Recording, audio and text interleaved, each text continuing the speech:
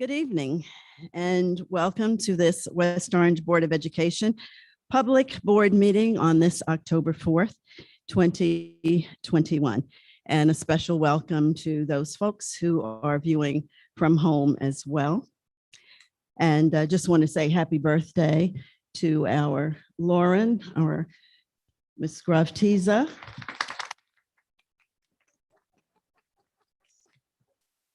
It's a special day in the neighborhood. And so also good evening to Dr. Cascone, to my fellow board members, and to Mrs. Flowers. Would you please do a roll call? And this meeting is officially called to order. Good evening, everyone. Roll call. Mrs. Huerta, Here. Ms. Merklinger, Here. Mr. Rothstein, Here. Vice President Tunnicliffe, Here. President Trigg Scales. Here. Thank you. Please stand for the Pledge of Allegiance.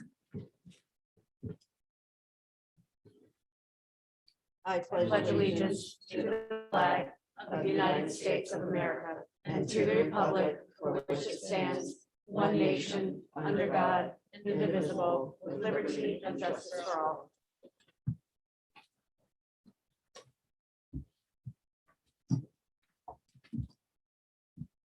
So happy fall to everyone, and so nice to see so many of you who have joined us here in person this evening. We always are happy to have folks in the room with us, so we're delighted to see you. And so at this time, I'd like to entertain a motion for consideration of the closed and public meeting minutes of September 20th, 2021. Is there a motion to approve? So moved. Thank you, Vice President Tunnicliffe. Is there a second? I'll second. Ms. Huerta, thank you, Ms. Huerta. Any discussion? There being none, Mrs. Flowers, would you do a roll call for us, please? Mrs. Huerta, Yes. Mr. Ms. Merklinger, Yes. Mr. Rothstein, Yes. Vice President Tunnicliffe, Yes. President Trigg Scales. Yes. Thank you.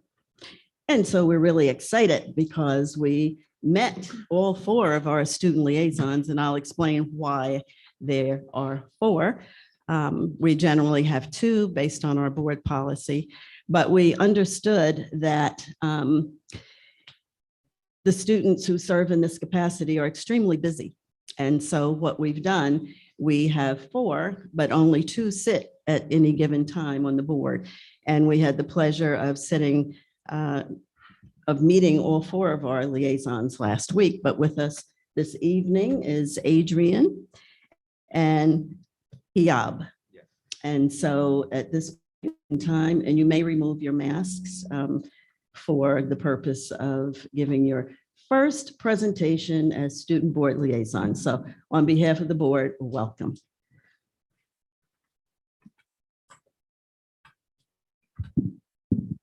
Thank you, President Trigg Scales.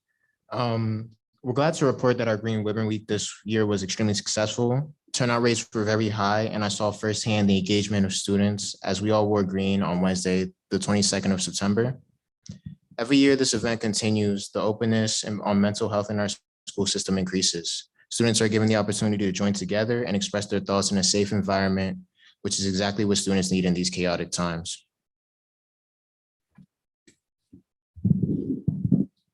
All right. The 6th annual Love and Unity Festival occurred last Saturday at the Edison Middle School. Many organizations from the West Orange High School, such as the Unity Club, the Black Student Union, Student Council, and the Interact Club came out to help volunteer and organize this event. We saw many familiar faces, such as our very own Dr. Cascone, and there was a pretty impressive turnout from the community, which is incredibly important, given the particularly bleak political and social climate from the last 1 to 2 years, along with the isolation that many members of the community felt during the COVID-19 pandemic.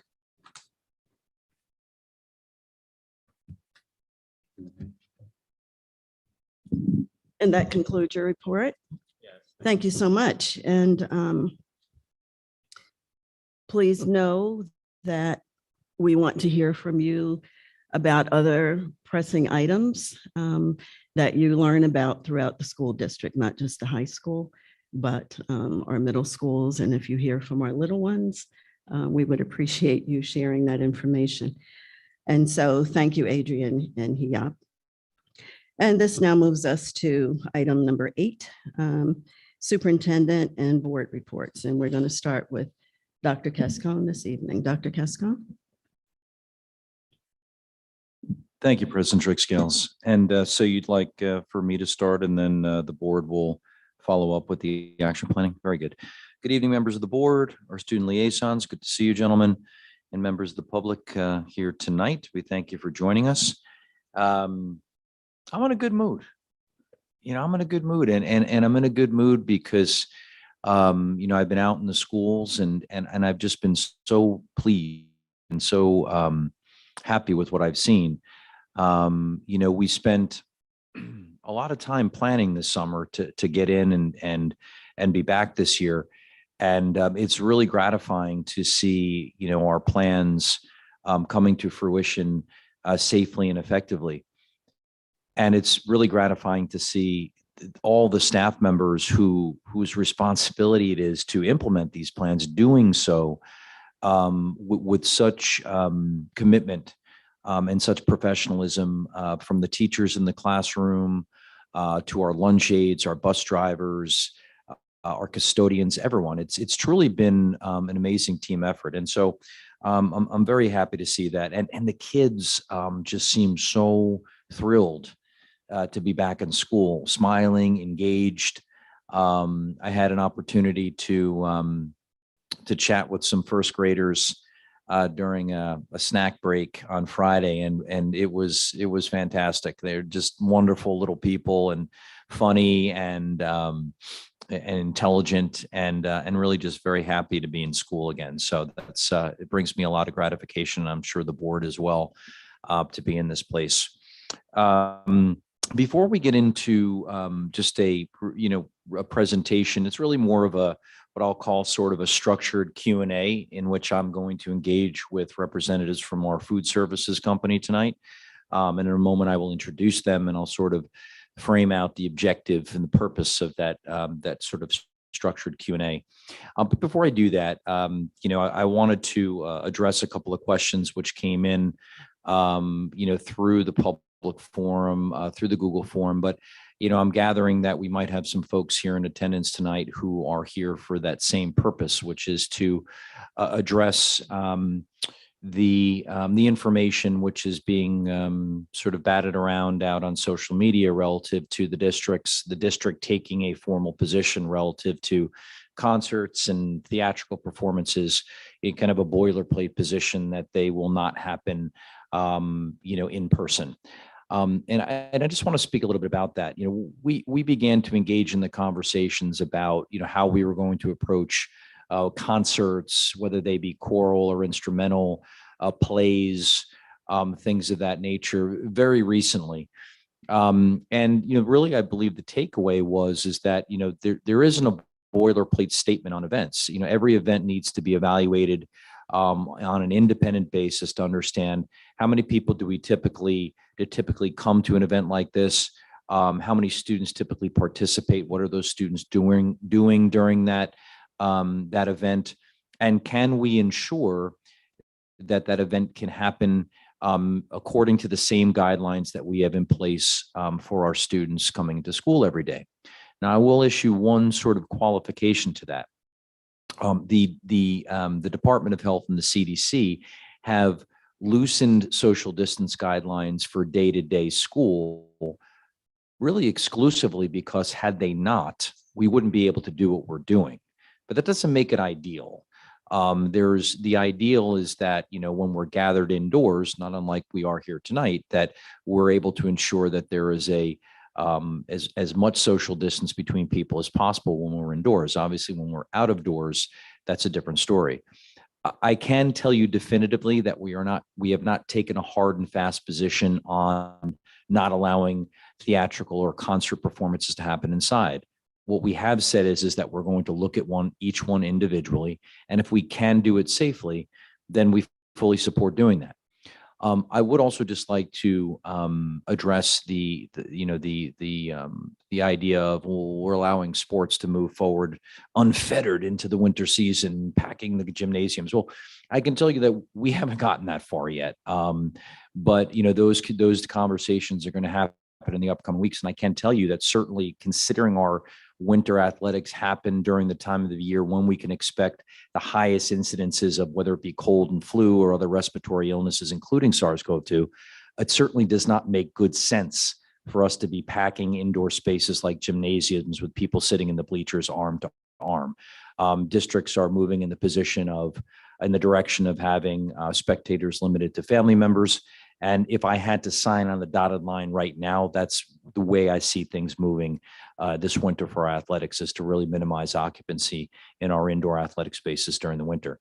That being said, I continue to appreciate the community advocacy. And so all those things being said, and I'm hopeful that they have brought some reassurance to those in attendance and those who raised the questions. I continue to appreciate the advocacy. This is exactly what the process is supposed to look like. It doesn't mean that we're angry at each other. It's an opportunity for us to hear feedback and to understand where people are coming from, and that can help inform and course correct if in fact we're able to do that. So I'm predicting that we'll get some good feedback tonight, and I know the board shares in my my interest and my appreciation for when we get that feedback. So thank you. So with that, I would ask Mr. Bagelman and Ms. Craigle to come to the podium. And if you would just take a moment to just introduce yourself, what you do, and then we'll kind of frame out how we're going to proceed. Okay, great. I hope that timer's not for me, because I don't think I'll get through the introductions in 3 minutes. Good evening, Dr. Kesko and Ms. Flowers, Madam President, and distinguished members of the board. My name is Jeff Bakelman. I'm the regional manager for Mashio's Food Service, the district's food service provider. With me is the incredible Lori Craigle, the food service director here on site in West Orange Schools. Really grateful for the opportunity to be here tonight, answer any questions, and just give you a brief update on the food service program and some of the many challenges we faced. Also a little historical retrospect on some of the things that we've gone through over the last 20 months. I thought in my 35-year career in K-12 food service, I've seen and experienced everything at least once. Nothing could be further from the truth. It's been an incredible year. We've been faced with many challenges, just like everything else. Just this morning, I had a really prophetic reminder of just what kind of challenges we're facing and how broad they are. I went to Dunkin' Donuts to get a cup of coffee. While the cashier was getting my coffee, I noticed a cup on the counter that said, "If you don't like change, leave it here." That was right behind a giant help wanted sign. And behind that was a list of all the items that they were out of stock on because they couldn't get any products from the vendor. And I just thought, I said, okay, yeah, that about sums it up. It's truly, we are truly in this together, not just as an industry, but as a nation. We're all feeling the same strife, the same challenges, same struggles, and we're no different than anybody else. But we are here, we are committed to make this work, and we're excited about the opportunity to be here. With that, I'll turn over to Lori. Hello, everyone. My name is Lori Craigle. I am the food service director here. I know most of you know me, but I've been here in the district 4 years. I was the food service manager, and now I'm the food service director. I've been in food service for 17 years with this company and my previous company. So I kind of worked from the bottom up. So I know all aspects of the job. I have done them all. So I know what to look for when I go in a kitchen, and I know what I expect to see.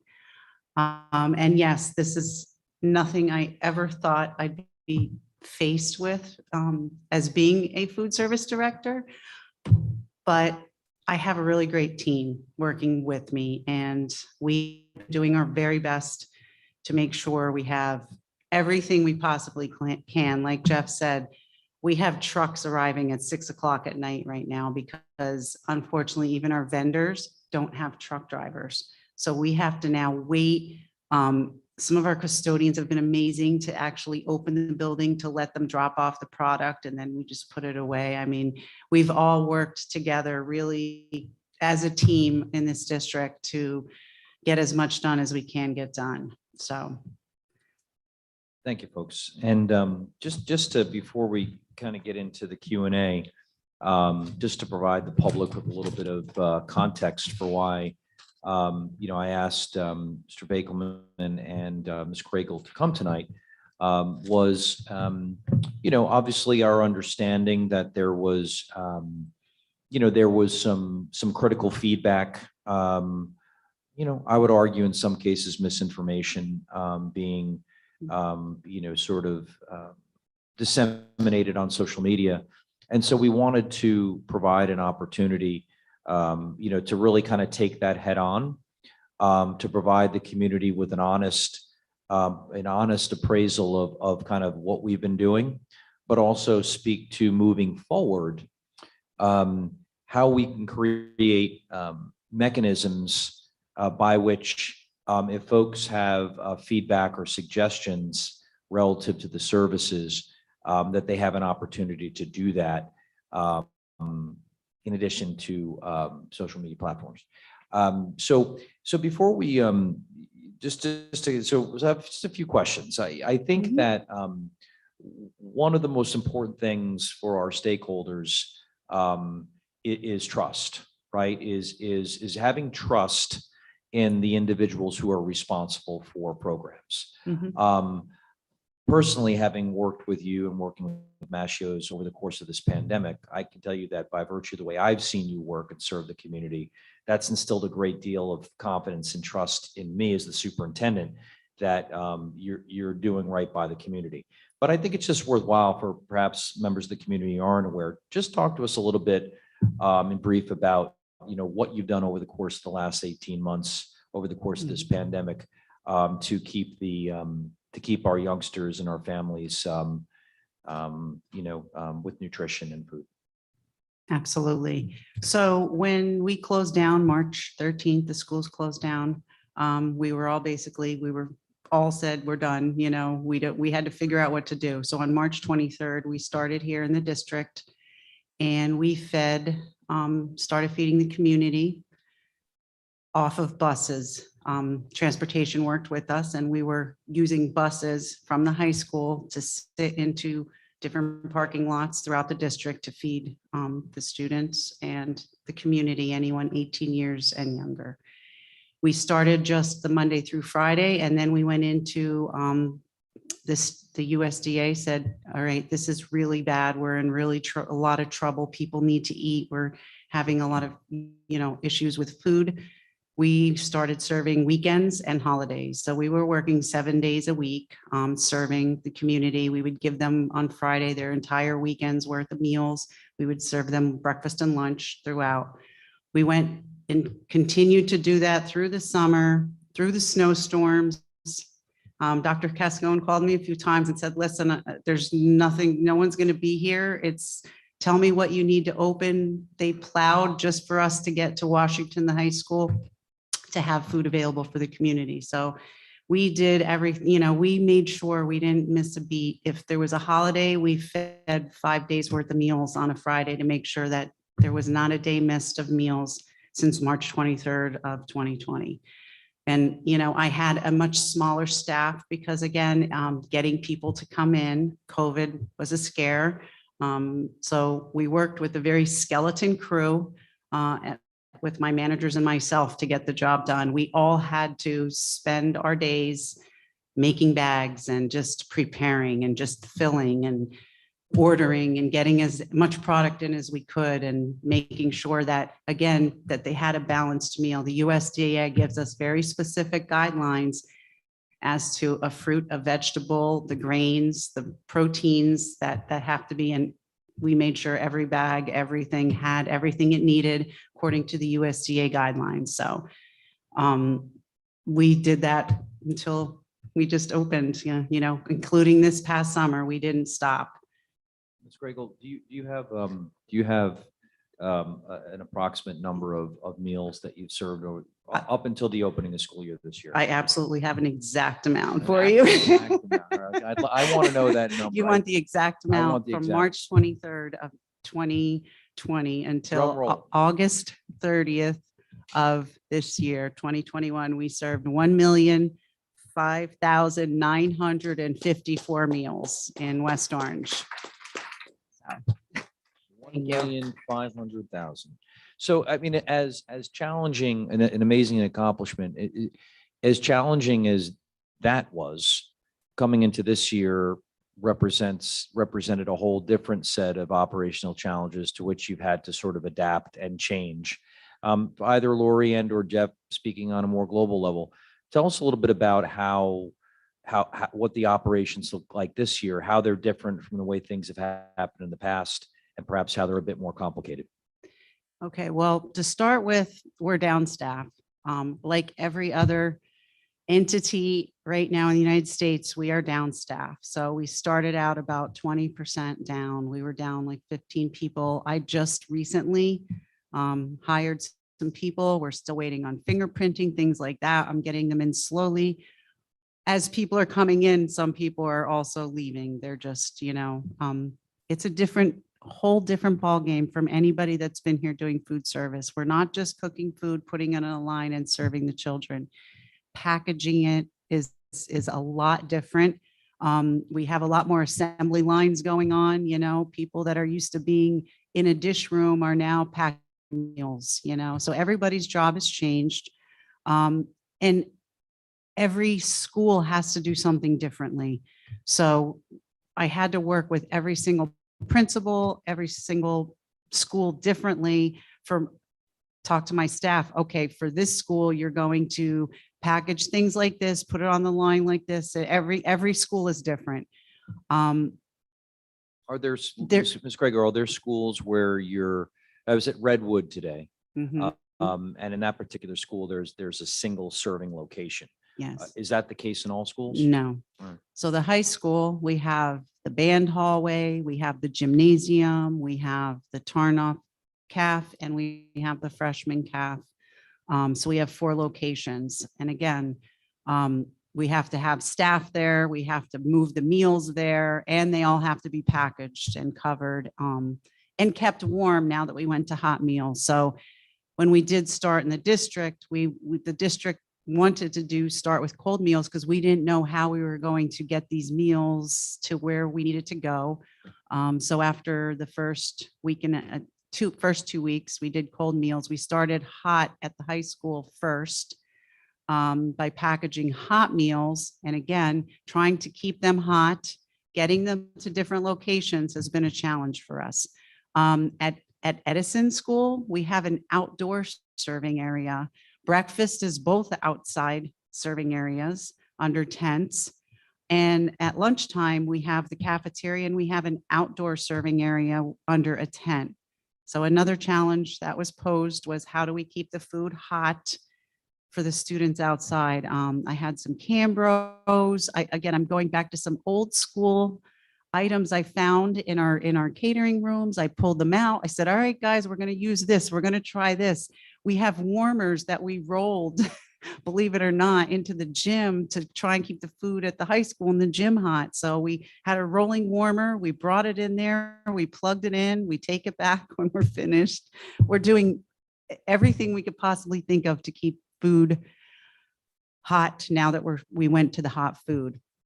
At Roosevelt School, 3rd floor cafeteria, and then 1st floor down by the gym, we have another table set up. Again, the food goes up and down the elevator. We have some Cambros trying to keep it hot. They're sitting on just a table and chairs over there serving the students. And when it's good weather, the students go outside. When it's not, they sit inside right there in that area. It's just an area of tables and food. Ms. Craigle, Mhm. so you mentioned breakfast, and I just want to pause on that for a moment. So, in a typical year, there are students who have benefited from breakfast before the bell. Mhm. But this particular year, under the USDA program, all students are eligible for breakfast. Yes. Can you just speak to how many more students are taking advantage of breakfast this year than in previous years?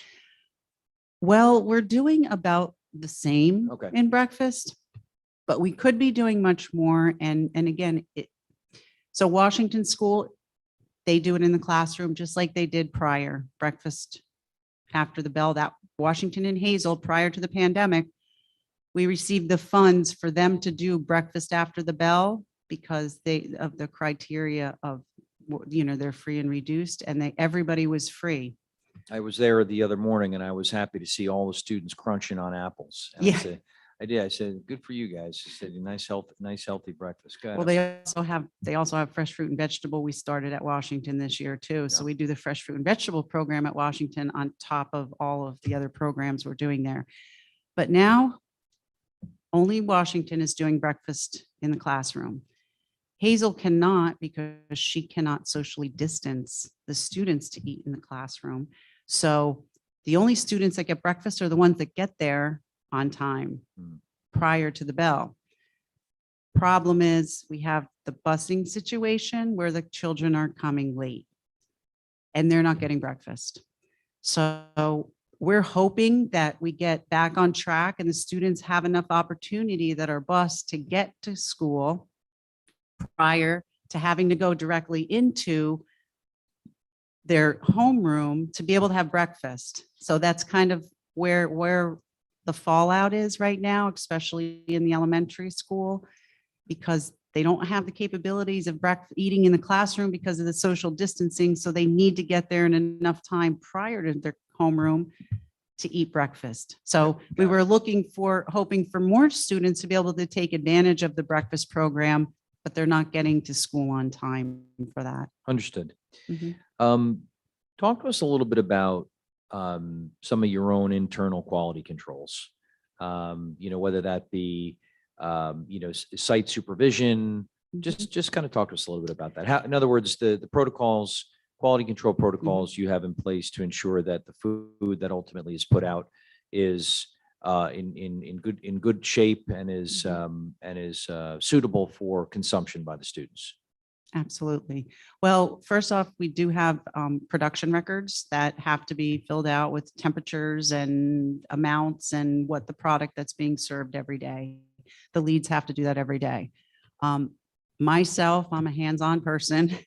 So between myself and my chef manager, we split up every day. You go to these schools, I'm going to these schools, and I go at lunchtime. So I'm at the high school every morning. I come to the office for a short period of time, and then I leave again at 10:30. I'll stop at the high school, check their lunch. They're the first ones. And then I just start hitting different schools and I check. I want to see, I'll check a temperature, to make sure, because again, that's our biggest right now with hot food is trying to keep it hot. But I check them. I check the temperature. I want to see your food. I take pictures. I have a lot of pictures of what our food looks like. Actually, we had lasagna roll-ups the other day and I was like, I have to try one. Like I need to eat. It looks so good with broccoli.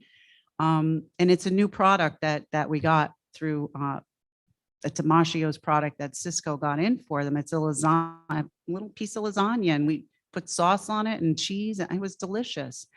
And again, packaging it was the problem. So they're all like, we don't want to put foil on it. The cheese is going to, get stuck. So we're trying to find different and unique ways to package products with it still trying to look good when it's opened up. That's the challenge. Just continuing on that thread, in sort of general terms, talk to us about what the typical offerings are in terms of the constituent ingredients or food servings. Okay, so for the elementary schools, we always have one hot option now. And then we have what's called Mashio swap outs. So it could be a bagel bag, it could be a cereal bag. And again, if it's for lunch, it includes a protein, whether it's yogurt, cheese sticks, anything like that goes with it, following the USDA guidelines. Then we also have salads available every day. Someday it'll be a garden salad, it'll be a Caesar salad, it could be a garden salad with, tuna on it. We do a different salad every day. We try to make sure we always have a vegetarian option available. And now at the high school and the middle schools, they'll have sandwiches available every day, because the high schools used to having the deli and the pizza, and they're used to having so many offerings. So my lead there and my cook, they make sure we have more than just a couple options. They'll have different sandwiches available. And again, they don't look the same as when we had the deli bar open, because we have to we make them, we wrap them in saran wrap, they go in a bag. So it's not them walking up to the deli and picking, but sandwiches. We'll have the hot option that's on the menu. We have salads. We have what's called a bento box, which could have salsa chips, fruit, in a box with a lid that they can take, and have a bento box. We have peanut butter and jelly, like the jamwiches, because we could have those at the high school. We have several offerings at the high school, more than any of the other schools. And one more thing, Dr. Yes, Kessler, sir. and I think your another part of your question was every meal has to contain 5 components. There's always Mhm. a protein component, a vegetable component, a fruit component, a grain component, and a milk at a minimum, at all levels. Gotcha. Thank you. And so the next one's a little, and we're getting towards the end here, folks, if you'll just bear with me. This next question's a hot one. Okay. But you've always struck me as a very honest person. And so I know that you'll give an honest answer. course. There have been assertions that which is published on the menu and that which you Mhm. say is being served in the cafeterias, in fact, is not, it ultimately is something else. What do you say to that? I have to say to that, since we started the hot food, I have not had to make any substitutions for hot food. I have been able to get every product in, because the biggest complaint that I was getting was they wanted hot food. Now, prior to hot food, if it was a turkey sandwich instead of Italian, that may have been because of what they had in stock at their school. But if it was a sandwich, they had a sandwich. Right. But since hot food started, we have not had to substitute. And again, I made sure it does, that every principal knew if we have to change, I would let them, the lead would let them know, listen, we didn't get enough of this. We have to put something else. I haven't done it yet. Again, it's only been a few weeks. Is that going to remain the same?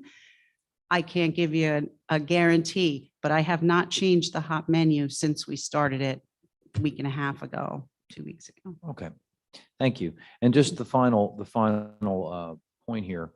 So I think when we had a conversation about it, we said, okay, so, and I can tell you what I've seen personally Mhm. when I've been in the cafeterias is reflective of what you're telling me. Right. Now, I could say this, if it says broccoli and they got green beans, that could be. The main entree was always what it Understood. was supposed to be, but vegetables may have changed due to lack of being able to Understood. get it in. But the 5 components that Absolutely. Mr. Bagman said remain. Mhm.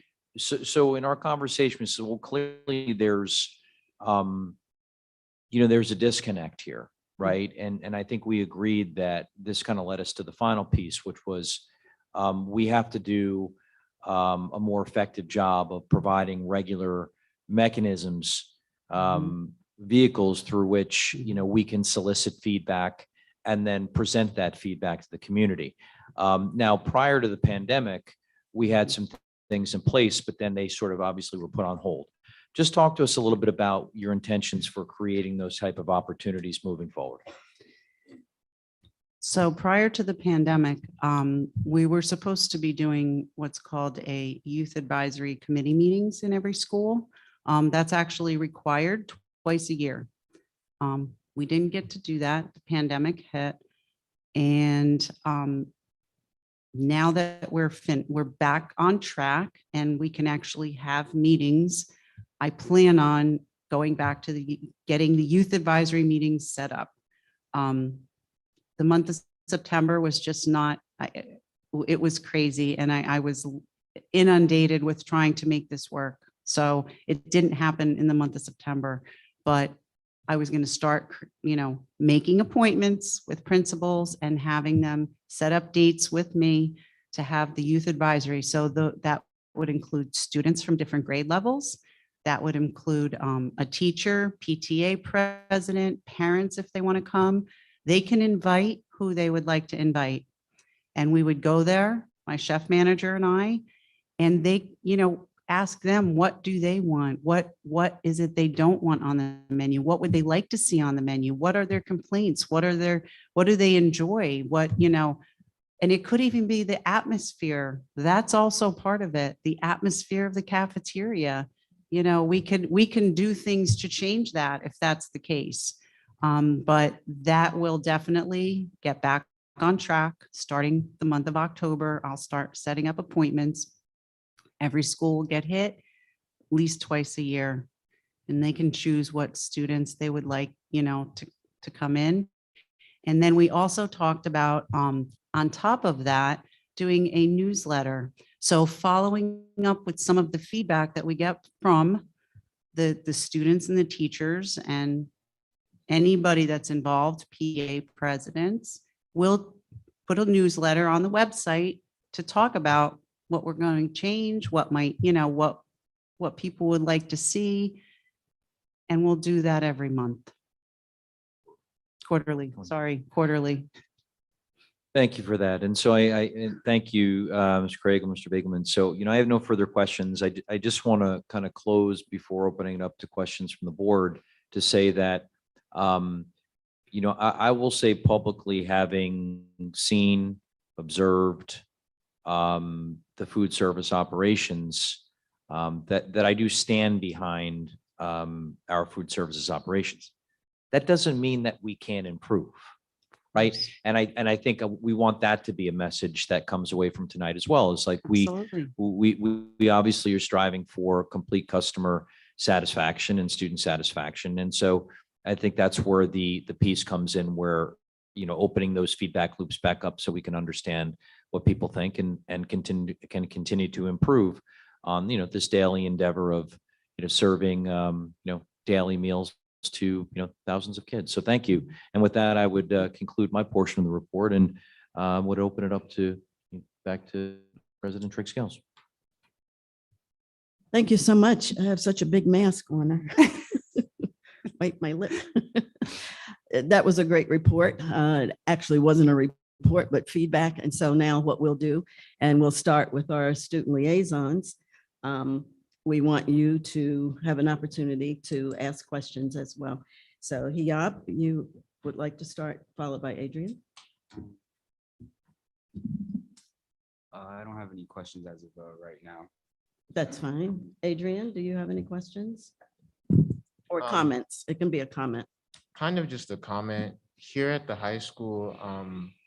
Like Dr. Cascone said, we stand behind the food service, but there's always something that we can do to improve. And one of my suggestions would just be to have a kind of more systematic process of organizing the food, advertising which section is which, and where students could go to receive maybe a turkey sandwich versus a ham sandwich, which kind of isn't already done. It's more of just thrown together. So kind of separating the selections would help students here. Okay, great. Thank you. Thank you, Adrian. And Ms. Huerta. Hello. Oh, thank you. So I just had a couple of questions.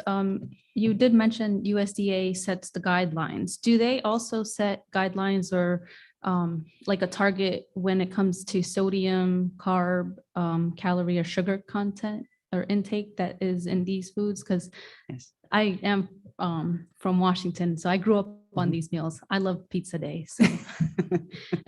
Yes, they're every one of those. Yes, there are guidelines. Now, I will say this, due to COVID, some of those guideline restrictions have been loosened from the USDA, and that is only because of getting product. Manufacturers, like we have to get product from different manufacturers, and if they don't meet every one of the guidelines, they're letting us get product anyway to be able to feed. Right. So there are, prior to COVID, much stricter guidelines on sodium and sugar and whole grains and that, but it's a little loosened now. They call them waivers. There's waivers out there for everybody. to be able to just get enough product to serve everybody. Okay, There are both nutritional guidelines as well as Mhm. content and quality portion guidelines for Right. all the meals that are served as well. okay. That's correct. Thank you. That's good to know. And another thing, have we noticed any difference? Oh, sorry. Have we noticed any difference in food waste? Are they actually eating, are they just taking the food? I know my kids tend to hide when they're getting rid of their food. We haven't noticed it going into the garbage. Okay. Are students putting it in their backpacks for later? That could be, they may not be eating it in that 26 minutes that they get to eat it. They may put that apple, like Dr. Kesson said, in their backpack for later for a snack, which is perfectly fine, if taking those components and they don't sit there and eat the whole 5 components or, what they're required to take, they can put it in their backpack, but we do not seem to have a big, garbage filled with food. Good. I'm glad to hear that. Yeah, no. As And that long as was, they don't forget it in their backpack over the weekend, that creates another problem. yes, thank you. That was my next question. Are they allowed to take the food home or out of the cafeteria? They're not supposed to. Oh, They're not supposed to take it out of the cafeteria. Like I Okay. said, if they put it in their backpack, that's fine. Since we went back to school, the USDA guideline now, which is why we're not feeding weekends and holidays, is we can feed every student that is in school breakfast and lunch for free. But it can't be for students that are out of school or, off for the day. They can't come and pick up a meal. It has to be students in school and it has to be only on school days. So that changed from what we've been doing the last 18 months. okay. Thank you. I have no further questions. Thank you, Ms. Huerta. Mrs. Merklinger. Sure. No real questions. I just want to commend your staff and yourself for the amazing work that you guys Thank have you. done. Just to reiterate the fact that it's 1.5 million meals that were served. And from my understanding, correct me if I'm wrong, free to our community. So these Free. were all free. So 1.5 million meals, breakfast, lunch, over holidays, over snowstorms were served to our community. And that's just amazing. So thank you for that. Thank you. And I know our community definitely appreciates that, especially our families that are most in need. So thank you. Thank you. Thank you, Ms. Merklinger and Mr. Rothstein. Yes, agreed. Thank you very much. I know from, I know that a hungry student is a student who can't learn. And so while some people think food service isn't related to education, it's incredibly important to education. Yes. My first question is the issue about buses that are running a little bit late and students who can't get to school early enough for breakfast don't have the opportunity to eat it. Right away raised some questions for me about is it possible to maybe meet them earlier with food? And maybe this isn't possible, but getting them food on the buses. I'm sure that's a logistic nightmare and probably a violation of something or another, but any sort of creative ideas to I just imagine some kids, those early hours of school are probably pretty difficult if they haven't eaten, maintaining attention, and that's a net loss in education for our district. Mr. Rothstein, if I might, I made note of that. That definitely jumped out at me as well.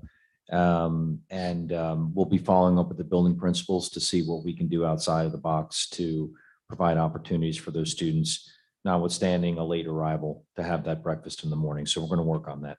Great, thank you so much.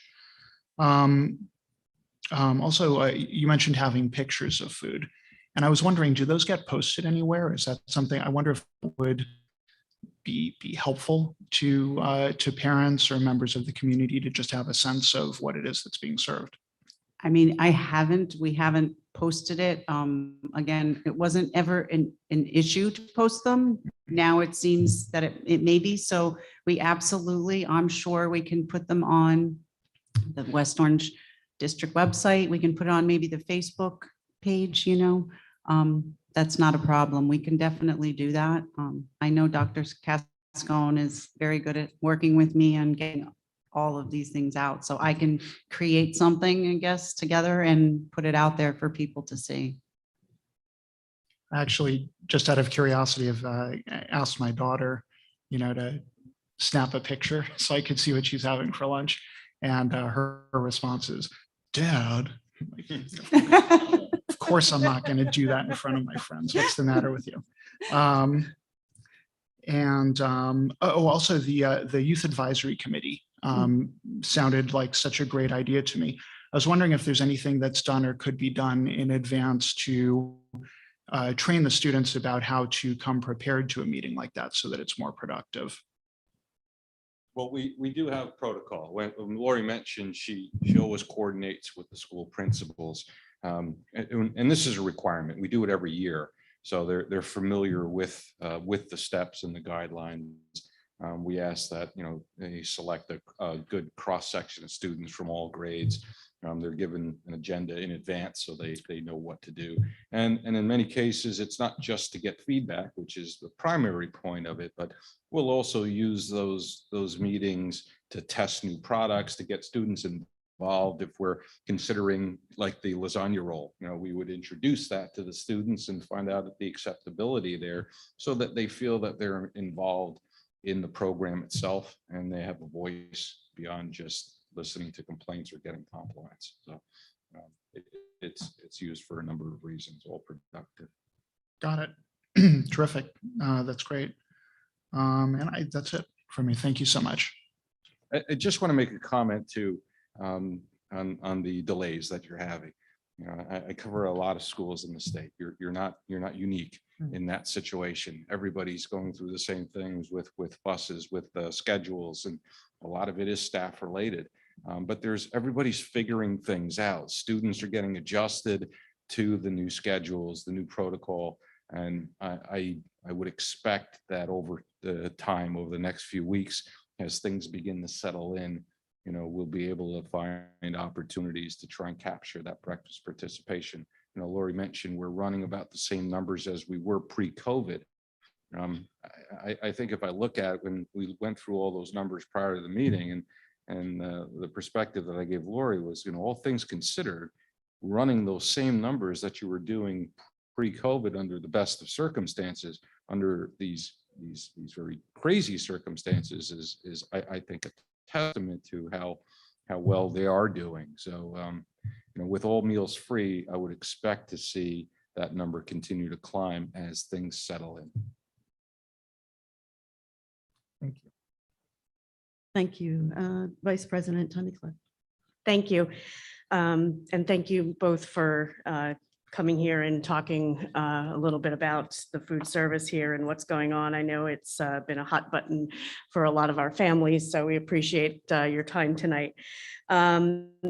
I would like to talk a little bit about food allergies, because it sounds like there's a lot of things going on in different places. My son has a food allergy, so I'm wondering how that's being handled. I know when you first gave the presentation to the board, when you first came to be our food service representative, you had talked about there was NutriSlice was going to have all of the food allergies and the contents and things like that. I'm wondering if that's kept up and what can we expect for our students who have food allergies. And I think, our student liaison, Adrian, had mentioned about getting some more communication for where things are. And I know that's super important to a lot of our families. So if you could talk a little bit about that. Absolutely. I could definitely talk about that. I've been entrenched in this because of the variation of menus that we're going through, but we are still utilizing NutriSlice.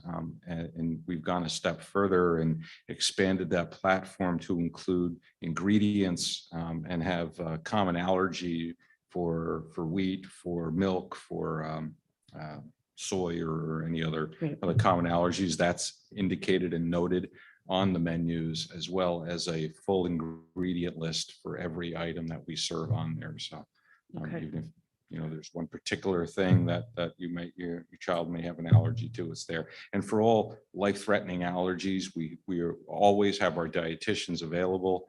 And that's on our website as well. Their contact information, they will design a menu, specific safe menu for that individual child. They coordinate with the parent. We get notes from the physician, communicated with the school nurse, and we will create a specifically safe menu for that individual child with life-threatening allergy.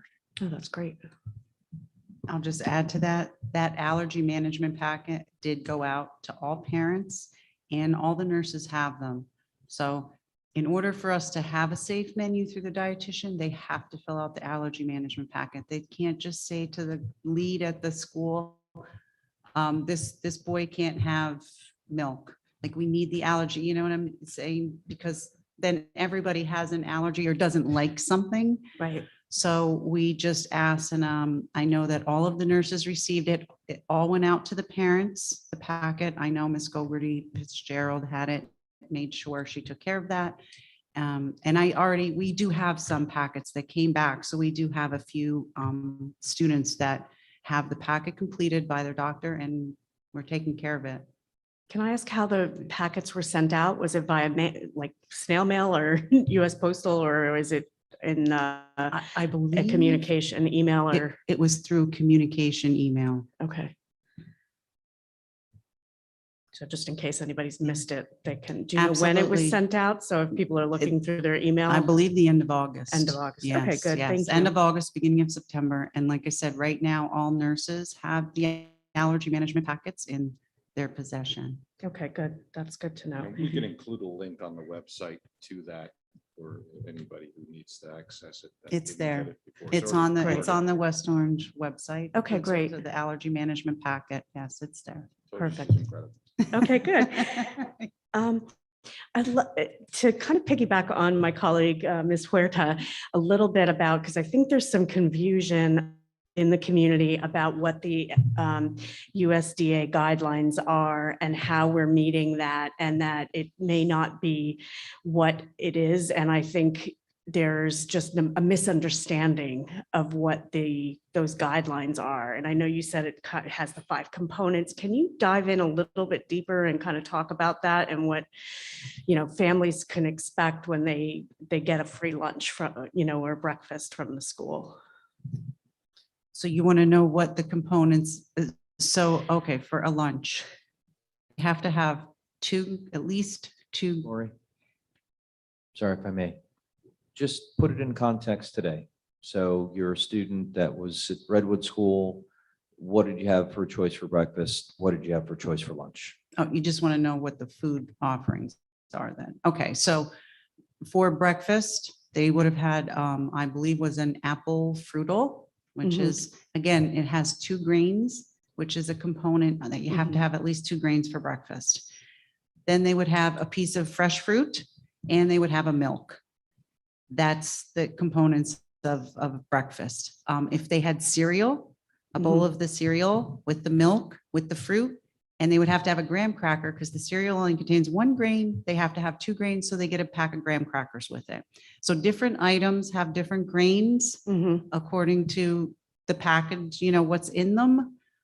But they have to have 2 grains for breakfast. Like, that is the key, is they have to have those Okay. 2 grains. So whether it's adding a grain to what the item is, or if the item has the 2 grains, then they get the milk, they get the juice and everything complete for their meal.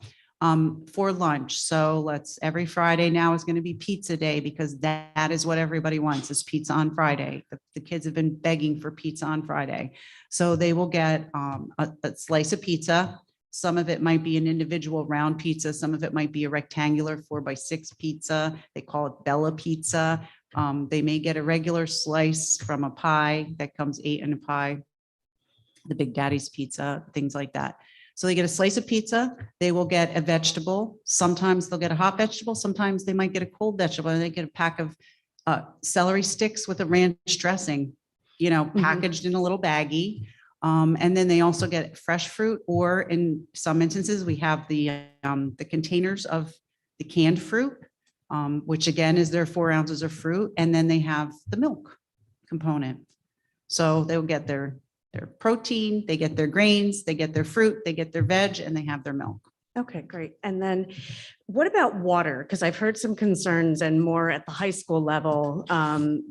Because I know a lot of high school students will drink a lot of water. And sometimes I've heard that there's been not enough water by the time they get to the second lunch. And I know that's not part of the FDA because the milk gives them the protein.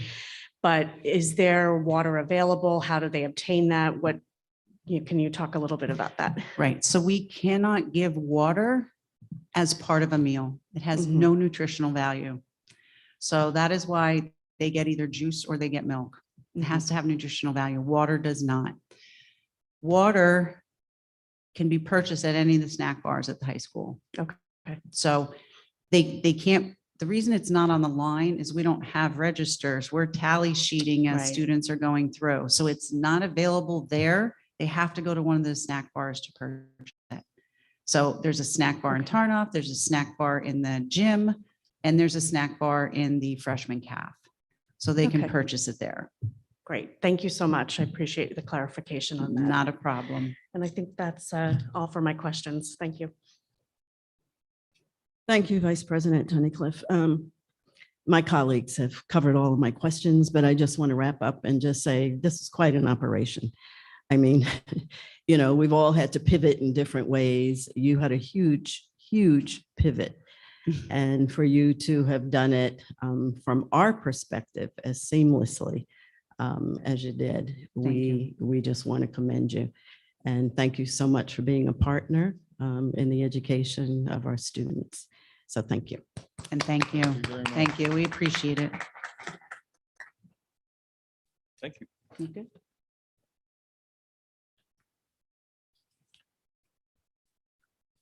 All righty. In the interest of time, I'm going to set a time limit for the next item, which is a board item.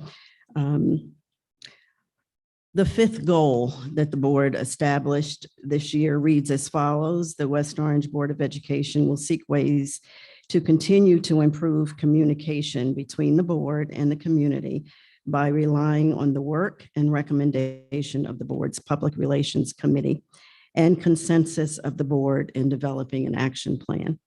And so we're going to take 15 minutes now, and I'm going to hold us to the 15 minutes to talk about big ideas on how the board, and this does not preclude us from working with district employees, but this is clearly the board's goal, how we can improve communication with the public.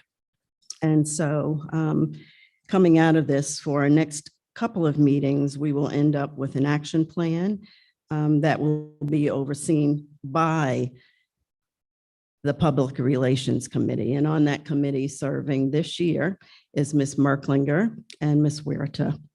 And so just to give you a little bit of background information, if you go on the website and you click on the board, you'll find some information there.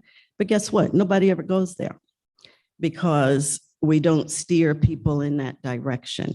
And so what we want to talk about tonight is how do we improve the communication? What communication do we feel that is lacking between the board and the community? So we're just going to open this up, and whoever has a big idea, we're going to take some notes. Ms. Huerta and I actually went to the New Jersey School Board Association's Public Relations Forum back on June 3rd. And I have notes here, and I'm sure you do as well, Ms. Huerta. So we'll just throw out some ideas, and we're going to include Hiyab and Adrian as well. And so let's get started. So who would like to start? Ms. Merklinger. Sure. I think one of the things that we want to understand is what are the items that the community wants to hear that are related to the school board. So we do a great job, I think, from the school district communication, right? So everyone knows our Facebook page, our Instagram page. We know what's going on in the different schools. And I think our public relations, our communications team, Mr. Bashkoff, Ms. Cummings, Mr. Santiago. They do a great job of ensuring that the community receives Dr. Cascone's updates, that everything's posted to our website. But I'm curious to know, what are some of the things that the community wants to know about the board, what we're doing, which is a little bit different. It's a very gray area, I think. And I think that's where some of the confusion comes in over what's the communications team versus what the board wants to put out as board information. So I know in the past there's been a newsletter that went out on the community. I don't know how many people really want to get something in the mail, but maybe something more digital about what we're doing. So the different committees that we have, I know we report out during board meetings, but something that's maybe a little bit more, because let's face it, after 2 sentences, 5 minutes, you're not really reading on. You're right. It's quick hits. What are some quick hits that we can do? That's why I'm saying not a newsletter, but something digital that's a quick hit. Here's updates. Okay, type newsletter. of I'm thing. going to put your big idea down as a newsletter, as a possibility. Okay, Ms. Huerta? Yes, thank you, Ms. President Terry Trick-Scales. So a couple of takeaways that I took from that PR overview, or the PR forum, right, was to circle back and have the community see the posts on social media, and then possibly circle back to the website so that we know that we're being interactive, that we can kind of scale how much people do want to go back and see. We mention it at meetings, or we post it on social media, and then make it circle back to the website. So that way we can measure how many people are watching, or how many more people are watching. I think one of the notations from the PR committee was page analytics. We haven't gotten any overviews of it, but I think that was an ask of last year, what was the overview of what got hits, not just district, but in particular board. For example, when we post our board meetings on social media, how many people are seeing that and are reminded from that social media post to go to the website and use that Google form and engage in our board meetings, whether it's virtual or whether they remembered and now they're going to come and be here. Those are some of the things I took away from the forum. Another thing that I think our board enjoyed last year was participating in PTA meetings, our local PTA meetings. That I think we need a little bit more fine tuning. We don't want our community to think that we're spying on you or trying to just listen in and just kind of see what you're doing. Where it's more of we don't want to seem like we're unattainable, that we're not, you can't approach us. You can email us. We have email addresses that, yes, the board president speaks for the board, but we're still able to, read the emails at least and acknowledge that we received your feedback, whether it's a concern, a comment, we do get emails of people, saying thank you for X, Y, or Z. So I think those are all a couple of things that I would like to see more of. Great, thank you, Ms. Huerta. And I just want to share a couple of things. One that it talked about as a board member is that we're always to bring our best selves to board meetings. And that as a board member, we comport ourselves as professionals at all times. So that is the base of what we do as board members in our communication with the public.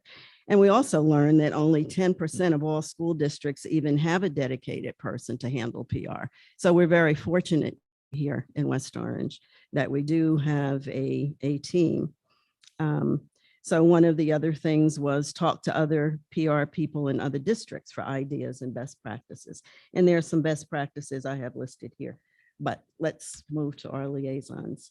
Yep.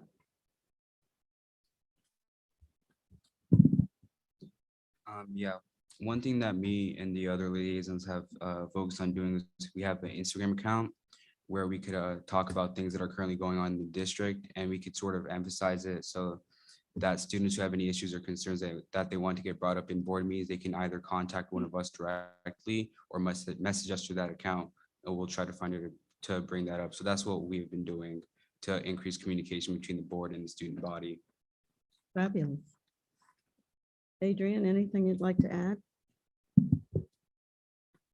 Just that keeping teachers and administrators informed is a very big part of it, especially earlier information. Sometimes teachers aren't aware of certain aspects of student life or administration until the last second. And teachers are really the first people students turn to when they're looking for information. So just keeping teachers updated and different administrators could help. That's a very good one. Great. Mr. Rothstein, Vice President Tunnicliffe, anything you'd like to add? I don't have many big ideas, you know that. Medium size. Yeah, I think I can come up with a medium-sized one. One of the things that I note is, on social media, I think that's a place where often I see way more questions about what's going on in the schools and what's going on with the administration and the school board on social media than I do in emails that come in or, participation in these public meetings. And unfortunately, it's not really, social media is not really a place that was designed for a school board to be able to communicate with the public. There are a number of challenges in terms of how we can communicate and who can respond, and the fact of the timing. We don't have a staff to monitor and be able to help prepare responses or respond, on behalf. So I like the idea of there maybe being a place on the school district website where maybe very brief summaries of meetings can be posted, or sort of in easy to comprehend snippets of information rather than reading through the whole agenda. Maybe announcements of what's going to be discussed in advance in a way that's a little bit more accessible than the agenda that gets posted some days before the meeting. And then maybe it's possible to work with the district social media, the district PR, to make the public aware of where they can find that information. We're all pressed for time, and I think people they don't want to do homework. It's good to know that there's information available, that it's going to not take an hour of investment in searching around for it or reading through lengthy dissertations, but just a quick hit, and that will always be in the same place and easy to find. Great. Ms. Tunnicliffe. Yes. As I'm listening to Mr. Rothstein, I'm wondering if, I think everybody's brought up some really good points. One of the things that strikes me is that there is sort of a, kind of misconception or misunderstanding that what we do as board members. And I'm glad you brought up the social media. While most of us are on social media and we do read it, we really are not able to respond on social media. So I do like the idea of kind of consolidating some of this, and we do try to bring issues that we see to the board meetings, just, as we did tonight and had the presentation by Mashios and kind of going through some questions, and I think that's one of the ways we can address some of these things. And I've completely lost my train of thought now, so I apologize. I had another point, but if you have something to add, why don't you do it? Maybe I'll remember. Okay, no problem. Hello? I'm going to just share a few of these other nuggets that we haven't talked about yet. So where Mr. Rothstein talked about an upcoming synopsis, on our website, we have something called board briefs, and many districts do this, and it is a synopsis of the board meeting that was held, so that people who are interested can get an idea. It also talked about establishing a district communications chain of command, and this can be a flow chart. So if parents have concerns, at what level do they share that concern, and where it goes next step. That's very important. And this one we've talked about, the more factual information the district pushes out, the less opportunity for public's Facebook posts to spread rumors and falsehoods. So the district should be pushing out the good news and the facts. Sometimes it's not always good news, but it's factual. Devise an actionable communications plan and update it annually. That's what we're doing tonight. So that is a best practice. And then there's the National School Public Relations Association and New Jersey School Boards Association. They have sample letters available for districts covering all types of events, unforeseen. And membership is $325, and they highly suggest it, recommend it, that districts join. And it's not just these letters, but it's tons of ideas. And then the njspra.com is a great resource. And they said that the majority of Americans use Facebook and YouTube, and folks love videos. So we've got to do a lot more videos. We'll have the food dancing for Mashios. We'll make sure it's interactive. And then developing a district master calendar so that we're getting information from each of the schools, and you go to our website and you can see what's happening district-wide. You don't have to go to each school, but there would be one place where you could find this information. Okay, if you look on our webpage right now, there are a couple of new things. One, we have board bios, that's new. And we have FAQs about how the board does its business. And so we're getting there. We're absolutely getting there. Okay, so we're going to wrap up there. And thank you, everybody, for, oh, you had one more? I had a question Okay. or to clarify a little bit. Board briefs or newsletters, I think this has been something that is, I don't know.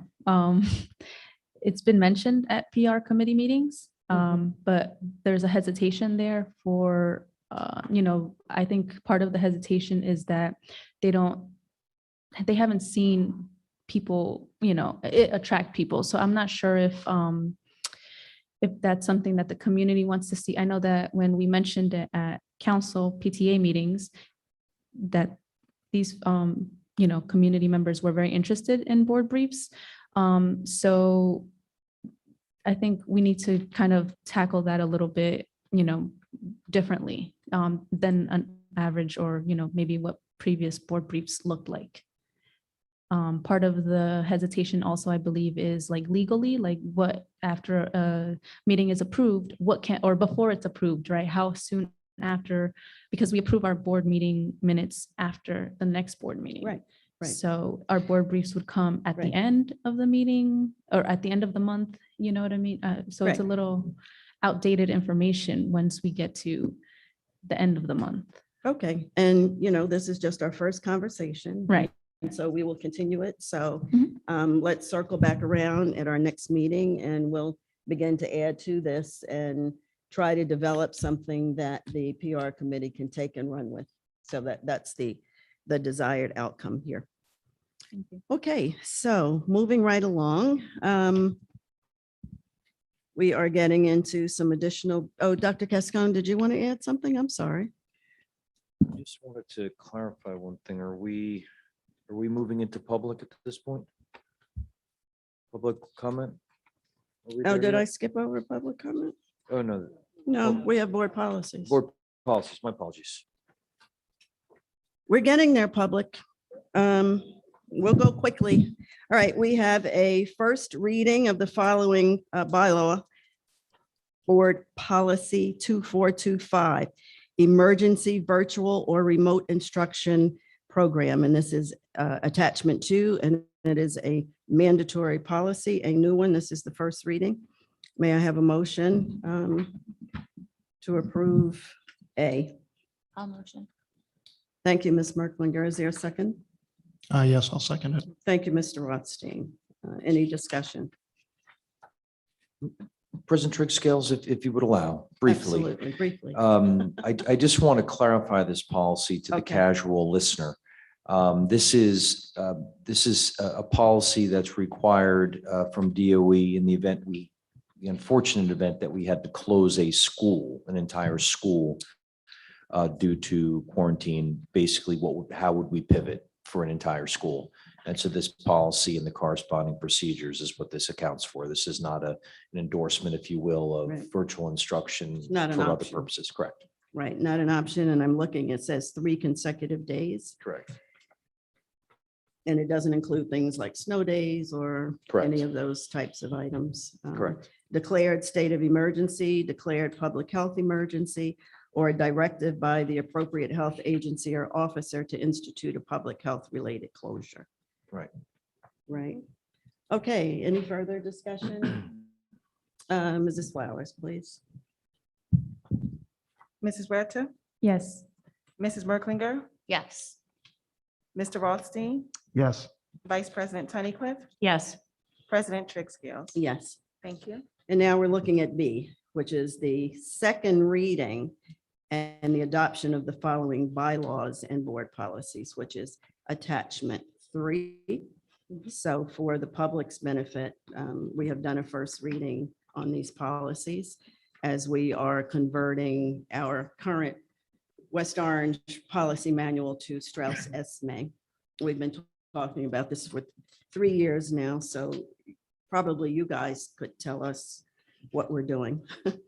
But let's get a motion for the second reading for attachment 3. I'll motion. Thank you, Ms. Huerta. Second? I'll second. Thank you, Vice President Tunnicliff. For discussion. There being none, Mrs. Flowers, please. Mrs. Huerta, Yes. Ms. Merklinger, Yes. Mr. Rothstein, Yes. Vice President Tunnicliff, Yes. President Trixfield. Yes, Thank you. thank you.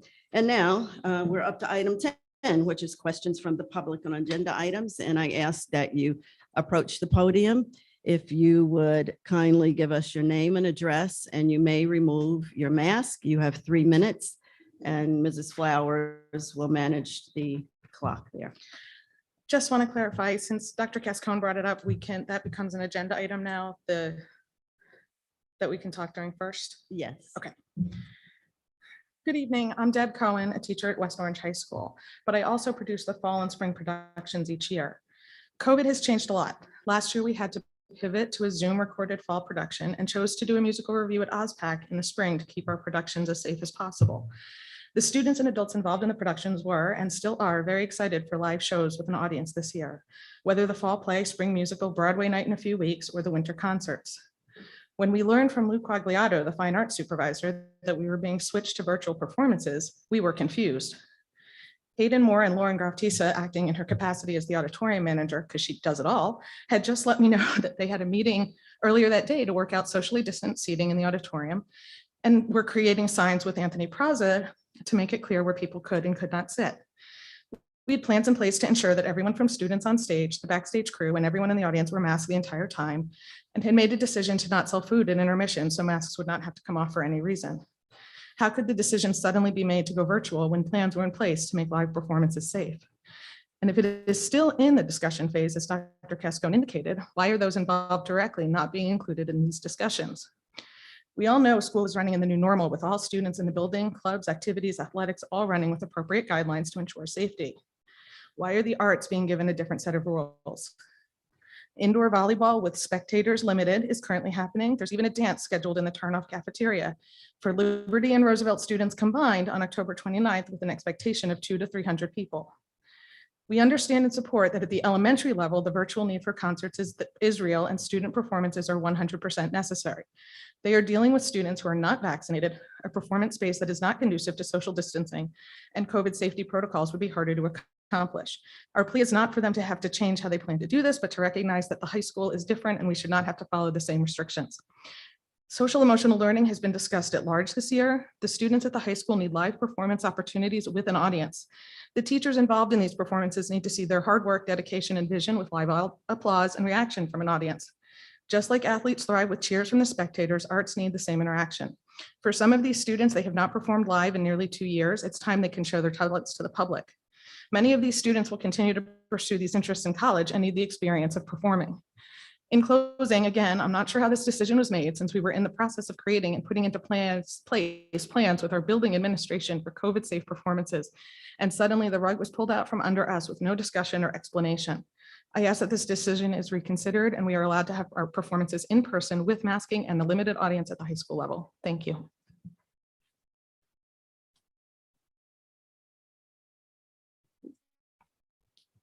Good evening. My name is Melissa Sandy, and I am the dance educator here at West Orange High School, as well as the choreographer for the spring musical. I am here to advocate for a live audience for our performances. I would like to start by briefly reading the following anchor standard from the updated New Jersey Core Art Standards that apply to all fine and performing arts, but this specifically dance. Anchor Standard 6, Conveying Meaning Through Art, states the following: enduring understanding. Dance performance is an interaction between performer, production elements, and audience that heightens and amplifies artistic expression. There are certain things that can be perceived as luxuries in arts education, but are actually essential to the learning process and the experience of our students. As I just read, performing for a live audience is embedded in the standards, which in turn are the foundation of the curriculum of the WOHS dance program, which it currently stands on. I myself wrote that curriculum with live performance in mind and have 2 courses dedicated to helping students refine their performance skills, as well as go through the process of producing work to present to an audience.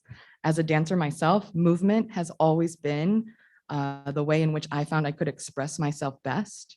Even during difficult times as an adolescent or as an adult, the ability to create dance and share it with an audience has always been a steadfast way of supporting my physical, mental, and emotional well-being.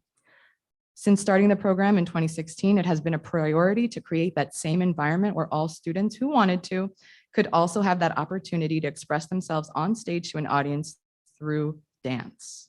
A live performance with a live audience is such an essential part of dance that last year, when everything was paused and nothing was happening, my supervisor and I went to OSPAC in September of 2020 to reserve the outdoor stage for a performance in April of 2021 for one of my classes. After a full year of being entirely virtual, just 2 in-person rehearsals, we were proud to create a production and work together to put on an incredible show in April. The families and the students committed 3 or 4 years to the growing program were able to have a proper send-off and a celebration because we were determined to find a way to do it right. To not offer a live audience to our dance students and all performing arts students, we are not only failing short of the standards of our own curricular values, but are also offering a disadvantage to those who want to pursue the career in the performing arts in the near future. With the support of the community, the school district, supervisor, colleagues, the board, students and families, I know that we can do live performances safely, and I would like to see that occur. Thank you so much for your time. Thank you so much. Next, please. Hello, my name is Amina Patricia Nekwe. I am a senior at West Orange High School, and I am an active member of the dance program. In 2020, we were forced to adapt to COVID-19, which prevented us from having live audiences or conducting any in-person performances. After a year and a half of this reality, we have found a way to adapt and conduct safe live person performances. In May of 2021, we were able to have our cabaret school musical performance outdoors safely. As we have started this new school year, we should be able to use the knowledge and adaptation from last year to conduct our arts performances with audiences. Specifically in dance, a huge part of our curriculum is our dance concert in February. We spend the first half of our year collaborating on choreography and creating our performance. We work extremely hard on this event, and I can speak from personal experience. It is one of the most gratifying experiences to have your family and friends come and see and celebrate in person all of the work you have done for the past few months. Your family and friends watching a recorded concert virtually is not the same as hearing their claps and feeding off of their energy in person. We should take inspiration from Broadway, which is now opened with indoor performances with masked and socially distant crowds, and last year's musical Outdoors with masked and socially distant crowds. Rather than completely take away arts performances with audiences, we should collaborate to find a solution so that the work we practice for months on can be presented live to our families and friends. It is only equitable that way. Thank you. Thank you. Mrs. Flowers, can you just tilt that a little bit so I can see it? Okay, thank you. You don't have to do it that much. Okay. But I can't see. Oh, okay. All right. Hi there. Hello. Good evening, West Orange Board of Education members. My name is Caitlin Bridgers. I'm currently a senior here at West Orange High School, and I'm currently enrolled as a student in advanced dance curriculum. Last year, we were faced with a challenge in producing our annual dance concert. The plan entailed imaginative, careful planning with COVID-19 protocols in mind. Choreography, student collaboration, and student design were developed during virtual classes. Class parents were also engaged and offered full support of the production. Rehearsals were conducted successfully at Oscar Schindel Performing Arts Center as a significant part of West Orange fabric. Our formal dress rehearsal was well attended and well received. However, due to the inclement weather, our live performance was canceled and never rescheduled. I would also like to mention that I'm a proud member of the West Orange varsity girls soccer team. Having an audience is a huge part of the culture in both sports and performing arts. One of the best feelings while performing either is to have your family, friends, and peers come and support your hard work. I encourage the board to remember that each performance serves as inspiring future generations and encourage participation and growth for an integral part of our West Orange High School community. Thank you. Thank you. Hi there. Good evening.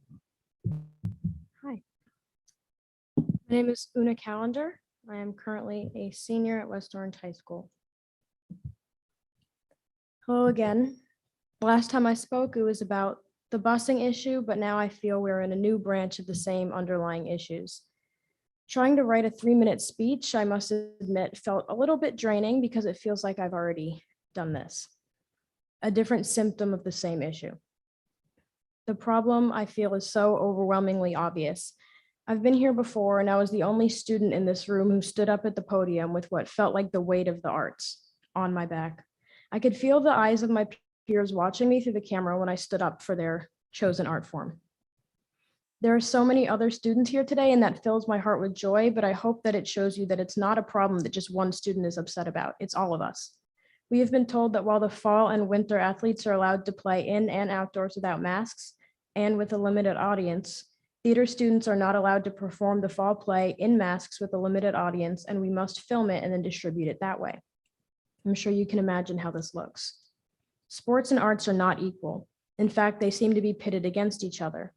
It's either one or the other. Anytime sports has an issue or needs something, something is taken away from the arts and compensation. The last time I was standing here, I was tasked with creating a focus group of the art students to help create more equity between arts and sports. And while I have created my group and I'm very excited to start working with them within the next week or so, I'm tired of this being in the hands of the students. We shouldn't have to take time out of our days that we should be using to finish work or take well-deserved rest to come here and show you how we're not being treated equally or fairly. We shouldn't have to be the ones who stress over making sure students are being treated equally, because all student interests should be treated equally in the first place. I just ask that you take the rest of the evening after this meeting to imagine how the parents of these students feel when they can't watch their student dance in their first high school recital, or sing in a concert, or perform in their last play at West Orange High School. While the parents of athletes as well as students can watch the fall and winter games just about every week. Recitals, concerts, and plays don't happen every week. They hold so much value to so many people, and we work so hard for many months to create works of art just for them to be shut down. We deserve to put our art on the stage just as much as athletes deserve to step on the field as often as they do. I hope you'll consider the feelings of every art student as well as their adoring parents going forward when you make your decisions about what privileges students are allowed to have. And I'll be more than happy to attend the next board meeting as well to get the ball rolling. Thank you. Thank you very much. Next, please. Hello, my name is Haley Miller. I am a senior at the high school and I've been an active member of the drama club for the past 4 years. Having gotten to experience both being on stage and watching from the audience, I believe that both aspects are equally important to a performance, but now the opportunity for us as performers to connect with an audience is slowly being taken away from us. I completely agree with the decision to make the 4th and 5th grade concerts virtual, as young unvaccinated children should not be standing clumped together on risers for an extended period of time. However, it is completely unfair that that decision is being enforced on us at the high school. It doesn't make sense that we can't have fully masked performances with a fully masked audience and instead are being told that we must record our performances virtually and release them as videos when athletics are allowed to continue with spectators. I do believe that athletics are of equal importance to the arts in terms of enriching our school community, which is why I believe that the arts should be given equal opportunity for in-person performances with a supportive audience. We can so easily have a limited audience and require that masks be worn at all times. In rehearsal for the fall play, The Laramie Project, we have taken great care to wear our masks at all times and refrain from physical contact to ensure that the performance itself is as safe as possible for both the performers and our potential audience. There is no reason that we shouldn't be able to hold live performances even after all the precautionary measures that we've taken. The arts have been hit really hard by this pandemic, both on the national level and within schools. One of the biggest problems that we faced within our community is lack of recruitment. Because we are unable to advertise the aspects of the arts programs at the middle schools or hold live performances last year, the arts suffered. There are significantly less new freshmen joining the arts this year than there have been in previous years because we were unable to advertise to the middle schoolers. This year, we are again unable to travel to the middle schools to advertise the arts, which is reasonable considering the state of the world. But it means that live performances are our only chance to advertise our programs. The arts programs at this school make up such a welcoming community filled with such supportive and amazing people, but it is slowly disappearing due to the inequity we are currently being faced with. Please don't take away the one thing that could help us save it. Thank you. Thank you.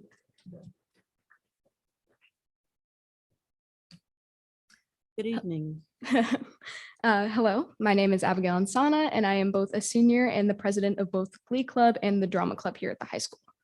I have committed myself heavily to the theater community at the high school since my freshman year, and I find it disheartening to learn how we are being treated. The plan to film all plays, concerts, musicals, and events rather than performing them live in front of an audience with masks will efficiently damage, whether intentionally or not, the community as a whole. I understand the concern regarding COVID with inside gatherings, but we as a community are extremely safe. Last year, during the rehearsal process for Lovesick, the fall play that was canceled due to COVID, I witnessed our community rehearsing wearing masks, socially distanced, outside, and extremely cautious. Now, with rehearsals for the Laramie Project, all cast members and crew wear masks indoors and refrain from physical contact in order to prevent the spread of COVID. We are now being told that we cannot perform our play in front of an audience despite the precautions that we have been taking and will continue to take up until the production itself. The theater community grows through putting on productions and visiting other schools to display our community. While I understand why we cannot go to the middle schools this year for recruitment, our only other form of growth is hindered by the inability to perform live. There is a lack of new students interested in the arts this year because we were not able to recruit last year. If we are not allowed to hold our productions yet again this year, our numbers will continue to fall and the arts community as a whole will suffer. I understand that the issue lies in us holding a public event in which anyone can attend. I suggest that this concern can be remedied with a requirement of all the audience members to wear masks and a limited number of audience members in general. To my understanding, indoor sports are still happening with spectators, which begs the question, why can't we do that as well? Why is the theater department held to different standards than the sport? I love this community and I hate to see it treated differently than other communities within the high school, as well as damaged by these unfair decisions. Thank you. Thank you. Good evening. Good evening. Hello, my name is Nova. I'm a senior and new student at West Orange High School. I am a member of multiple clubs such as choir for treble voice, Glee choir, Tri-M Honor Society. As a future lawyer, I always like to find causes for which I can advocate. Please help me understand why my first concert in high school, in which our choir will be singing with masks while being socially distanced and respecting COVID guidelines, is somehow unsafe. The senior class has 510 students, and I don't know how many juniors, sophomore, and freshmen, but about 2,000 students come to school every day. Do what you want to do with that information. How about sports? Were you at the football game last Friday or the Friday before that and so on? It was a good game, right? But notice one thing, were the players masked? Was there a limited audience? I don't know, I didn't get to go. I was practicing for the Broadway night concert 2 weeks from now. I want my mom to see the performance live.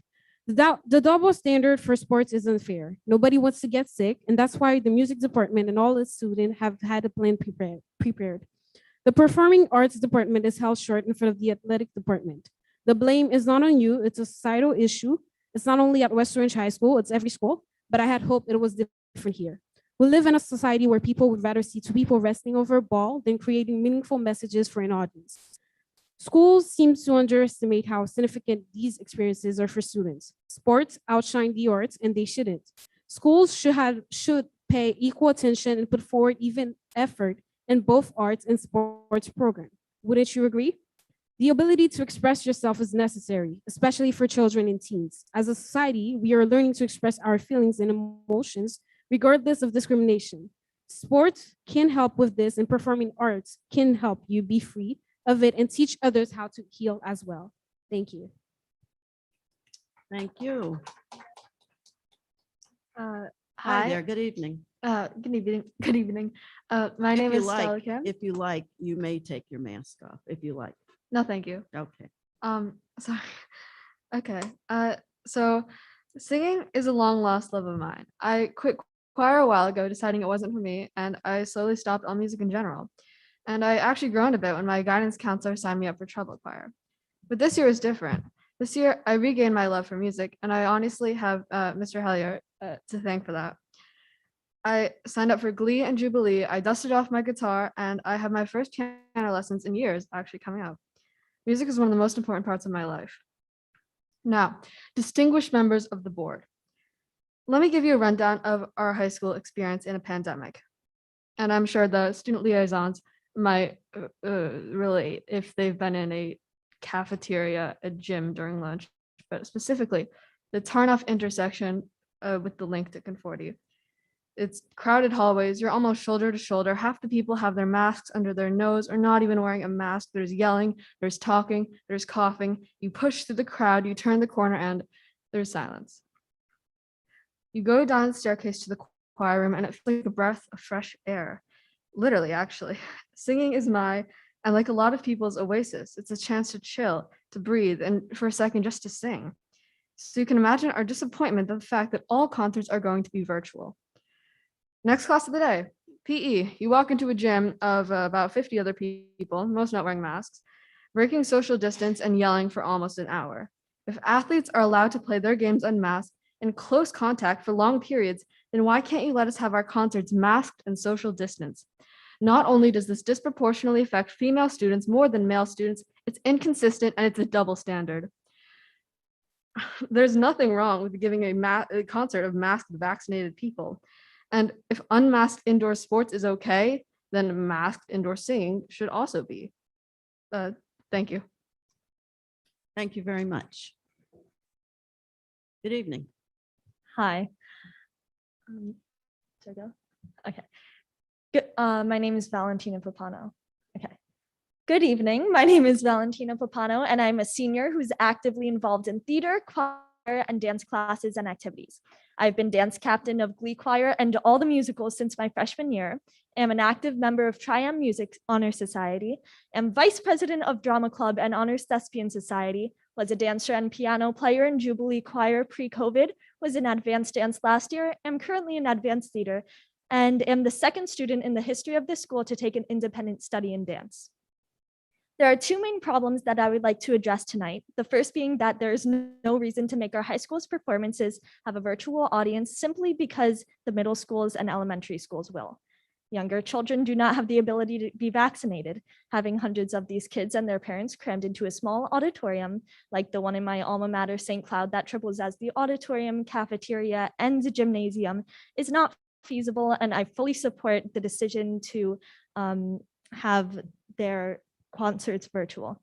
However, this town has an extremely high vaccination rate, and the drama department has never had a COVID outbreak. This brings me to my second point. The sport departments have had multiple COVID outbreaks, and they are allowed to have games indoors, unmasked, against people from a slew of towns. I would understand if all after-school programs were being equally affected by COVID, but the fact that, once again, sports are allowed to operate at full capacity while theater is being robbed about what theater is truly about, a live audience, is despicable. Earlier in this meeting, Dr. Cascone said the board would look at every performance individually and only allow a live audience if COVID guidelines can be followed. He also said that the idea that they're letting sports proceed unfettered is untrue. Our Broadway night, which contains performances that have been planned for over 2 years, including my song, and happens 2 weeks from tomorrow, was choreographed by myself and Mr. Hellier to maximize social distancing and follow CDC guidelines. However, volleyball is currently in the middle of their season indoors with no masks. That does not follow COVID guidelines. My question is, does every volleyball game also have to be approved by the board to take place? I came to the last board meeting with my close friend Una Callender. Last time, she brought up the disparity between how sports and the arts are treated. Dr. Cascone proposed creating a group to host a discussion with him about the arts, which I and most of the students who already spoke are in, and I'm very grateful for the opportunity, so thank you. He also asked us what he could do to make the arts students feel appreciated. This is what you can do. Please treat us with the same respects you show sports and allow us to have a masked audience that follows COVID protocols and guidelines, which theater has never had a problem with, but sports constantly do. Thank you. Thank you very much. Good evening. Hello, I'm Morgan Lanza-Woodridge. I am a current secretary of the drama club and one of the other student leaders of the group that Una and Val had mentioned. The performing arts students put a lot of time and effort into our performances. And if we continue to shut down at this rate, a lot of art students are going to lose the passion that they have for stage and or film and dance and etc., which will create bigger problems for their future because of that lack of passion, it will be harder to get into art schools like NYU, Emerson, Berkeley, DePaul, etc. Performances in person are incredibly important to grow as an actor, and we all feel less connected to be watching ourselves over a screen and not have the reactions of a live audience. Plus, with less shows or continuing to perform over a screen with no audience, might I add, is going to make it a lot more complicated. We won't feel as satisfied with ourselves and our growth watching it all like the way we have for the past year. We don't want this treatment towards the arts to become a common practice. We just want to be supported as future members of the professional arts community. Thank you. Thank you. Good evening. Hello. Hello. Sarah Kravitz, 276 Gregory Avenue. Thank you for this time. I suppose I could say I'm a 3-letter arts parent. My oldest is a 2017 grad, very focused on visual arts. My son, 2019, was involved in everything music, and my youngest is a junior involved in the performing arts program. And this district has really shown up for the arts in a significant way and more than a lot of other districts in the area. So I really appreciate that and have appreciated that over many years. And I think that this is an opportunity to continue how the district shows up for the arts. It makes a lot of sense to have the rule for, as many other people have stated, to have the rule for the elementary schools, given the fact that vaccination just can't happen at the rate that it does for the high schools. However, with the high school audience, with the high school students, it is much more doable to have COVID protocols. And as Ms. Cohen talked about, a lot of very specific COVID protocols have been discussed, which may actually exceed those that are in place for athletics, or at times may exceed those. So I think it's appropriate to apply those COVID protocols across high school activities when you have similar situations with indoor activities, acting, singing, volleyball, whatever it is. I feel like it's appropriate to try and make sure those rules are applied evenly. Also, as a couple of students have stated, it has to be understood that arts performances are few versus athletic games. So there's a lot more weight for these students for individual arts performances. They really only have 1 or 2 opportunities to have that interchange with audience. And 2, it's really, I think, pretty amazing that these performers are wearing masks when the face and the expression of the face and the voice is really a central part of so much of what they do. So they're actually going, I think, above and beyond the call a bit, even in in their work together with one another and in their ability to express to an audience for the sake of keeping everyone safe. So I hope you will consider all these things in supporting these students and arts community here in West Orange. Thank you. Thank you. Hello. Good evening. Good evening. Jennifer Zelligson, 3 Belgrade Terrace. I'm here to support an in-person audience for the drama, the programs. I am representing my son, who is a junior. He has 2 years left, as seniors have 1 year left. They've lost so much. I've watched him spend the last year at home, and it's time. It's time for them to have an audience, and it's time as a parent. I follow Sarah Kravitz, and this is my 3rd child through 2017, 2020, the salutatorian is my son, and now my last son through, and I want my opportunity to be able to experience this with my child as much as he would like to have all his hard work seen and the hard work of everybody else. So thank you very much. Thank you much. Good evening. Hi, my name's Maureen Hurd-Haas, 11 Hickory Road, and I'm mom to a junior at the high school and a 6th grader at Edison. And first, I want to say that I have found the decisions that Dr. Cascone and the West Orange schools have made during the pandemic to be, if not the sanest and the humanest, definitely among the most sane and humane around. And I really appreciate that. My family was very conservative until all of us that could be vaccinated were. And about a year ago, just as school was about to start, it was actually Dr. Cascone who was a voice of reason that I was waiting to hear. So I want to say that first of all. I watched education professionals make such difficult decisions, and now I find myself in a new administrative role as interim associate director of the music department at the Mason Grove School of the Arts at Rutgers, where I also teach clarinet. So now I'm also in a position to consider the challenges of pandemic policy, and I mostly just have some questions. For example, what is the difference between a sports event and a middle school dance or the performing arts event? Is it possible to allow for live performance by including some mitigation policies, playing masks, singing masks, smaller audiences, spacing of performers, HVAC, time in the hall with breaks for air exchange, showing proof of vaccination, testing, and et cetera? I really feel like West Orange is so lucky to have such a very special and high quality arts program. I have a new colleague at Rutgers who came from Missouri in the height of the pandemic last year, where she had to be in person, and she managed to have no spread with her band. And the College Band Directors National Association actually contacted her as a case study, and we have been following protocols based on an aerosol study at the University of Chicago. I realize at Rutgers, there is a requirement to be vaccinated, so that's a slightly different thing, but I can imagine that there's a high percentage of vaccination at the high school. I wonder if the concern is that the public will bring something to the students, and if so, could they show proof of vaccination to enter? Is there a concern that students will spread it to the community? Again, the question about indoor sports and how that is or is not different. And I'm thinking about the daily classwork when they're singing together or performing together, and how is that different from a concert? And then what about when vaccines are approved for the younger children? If this decision continues, at what point would things be deemed safer and able to be live performance? But I want to thank you all so much for everything. Thank you very much.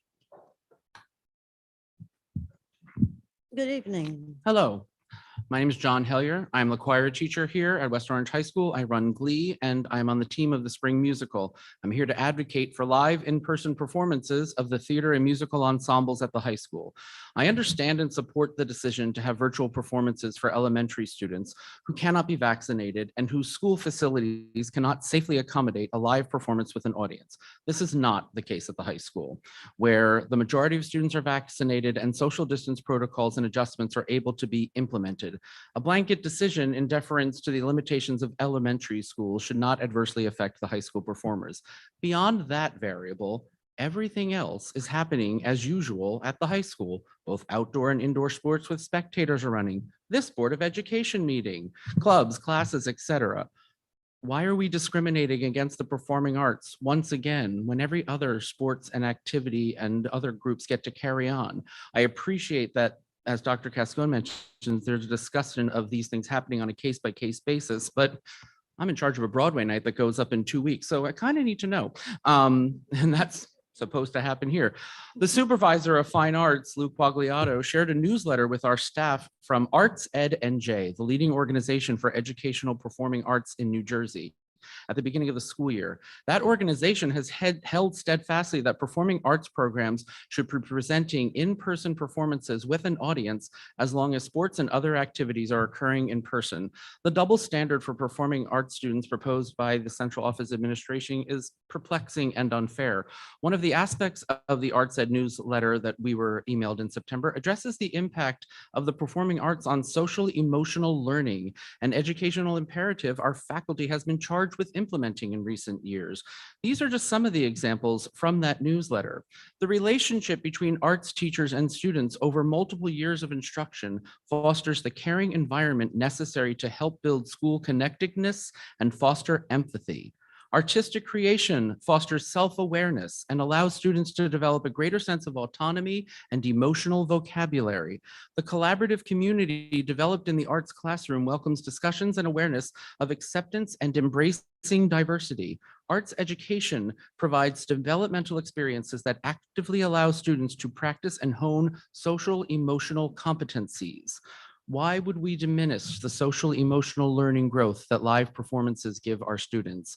I am not an epidemiologist, but I am fairly certain that the risk of COVID spread for my Glee choir students singing in masks to a mass socially distanced audience in that space is no greater than any other activity currently taking place. And as Mrs. Cohen mentioned, why are those of us organizing and directing these events not being included in the discussion, as we happen to know all of the variables involved? Thank you for your time. Thank you. Good Hi, evening. good evening. My name is Wendy Mapes, and I'm the theater teacher here at the high school. I'm also the director of the plays, the musicals, the drama club, and Thespian Troupe 1530. So good evening, Madam President, Dr. Cascone, and members of the board. This is my first time ever at a board meeting because usually I'm here till late hours directing plays. So we actually took the night off so we could come and be here. And I'm actually riffing. I'm not saying my speech because everyone in this audience just said everything that I could possibly say. I'm very moved by the dedication of my colleagues, of the parents, my students. I think the arts is where social and emotional learning happens. I think it's happening on a daily basis. And we feel lucky and grateful to be able to teach. I feel lucky and grateful that I'm able to show up every day and be in this building with my mask on. And this feels awesome to not have it. I actually have to go out to the football field every day at lunch and lie down and take off my mask and breathe because I feel like I'm having a panic attack because of speaking with this. So it's a lot, you know, and we're rehearsing, and now we're staying here late at night rehearsing the Laramie Project, which is a play that has to be heard. It's a really, and if you haven't seen it, please come, because I'm really hoping it's going to be a please come because we're actually here. It's a very important play that needs to be told. It's a story that needs to be heard. It's a true story. It's an example of verbatim theater. It's a smart play. It's a dramatic play. It's a sometimes funny play. It's a play that needs to be heard and seen and experienced with a live audience. I used to be in high school in both the plays and musicals and on the field hockey team. I really related with one of the younger speakers. I'm a total advocate for sports, but I do feel like sometimes we're treated differently. I don't think it's the intent perhaps, but I think it happens. I don't know why it happens, but it happens. And I'm really moved to see everyone coming here to speak about that and to speak from their hearts. I wanted to just talk about a few other solutions that have kind of been said. Since we're really only on for one night or two nights, I think we can be very rigorous in how safe we are. The auditorium holds 800 people. We can tape out seats. So you're not sitting with your wife. You're not sitting with your husband. They're sitting like 4 seats away and they're masked. I do believe in a policy of vaccination proof. I mean, I think it's really important. That's what Broadway is doing. I feel like we're asking our teachers and faculty and staff to be vaccinated or show a test. Why not do that with our audiences? Limit them to 150 or 200 or whatever the CDC guidelines are for our building and for that auditorium. You know, do it. Like, there's 17 seconds left. We don't know what the future holds, and we're on the cusp trying to figure it out.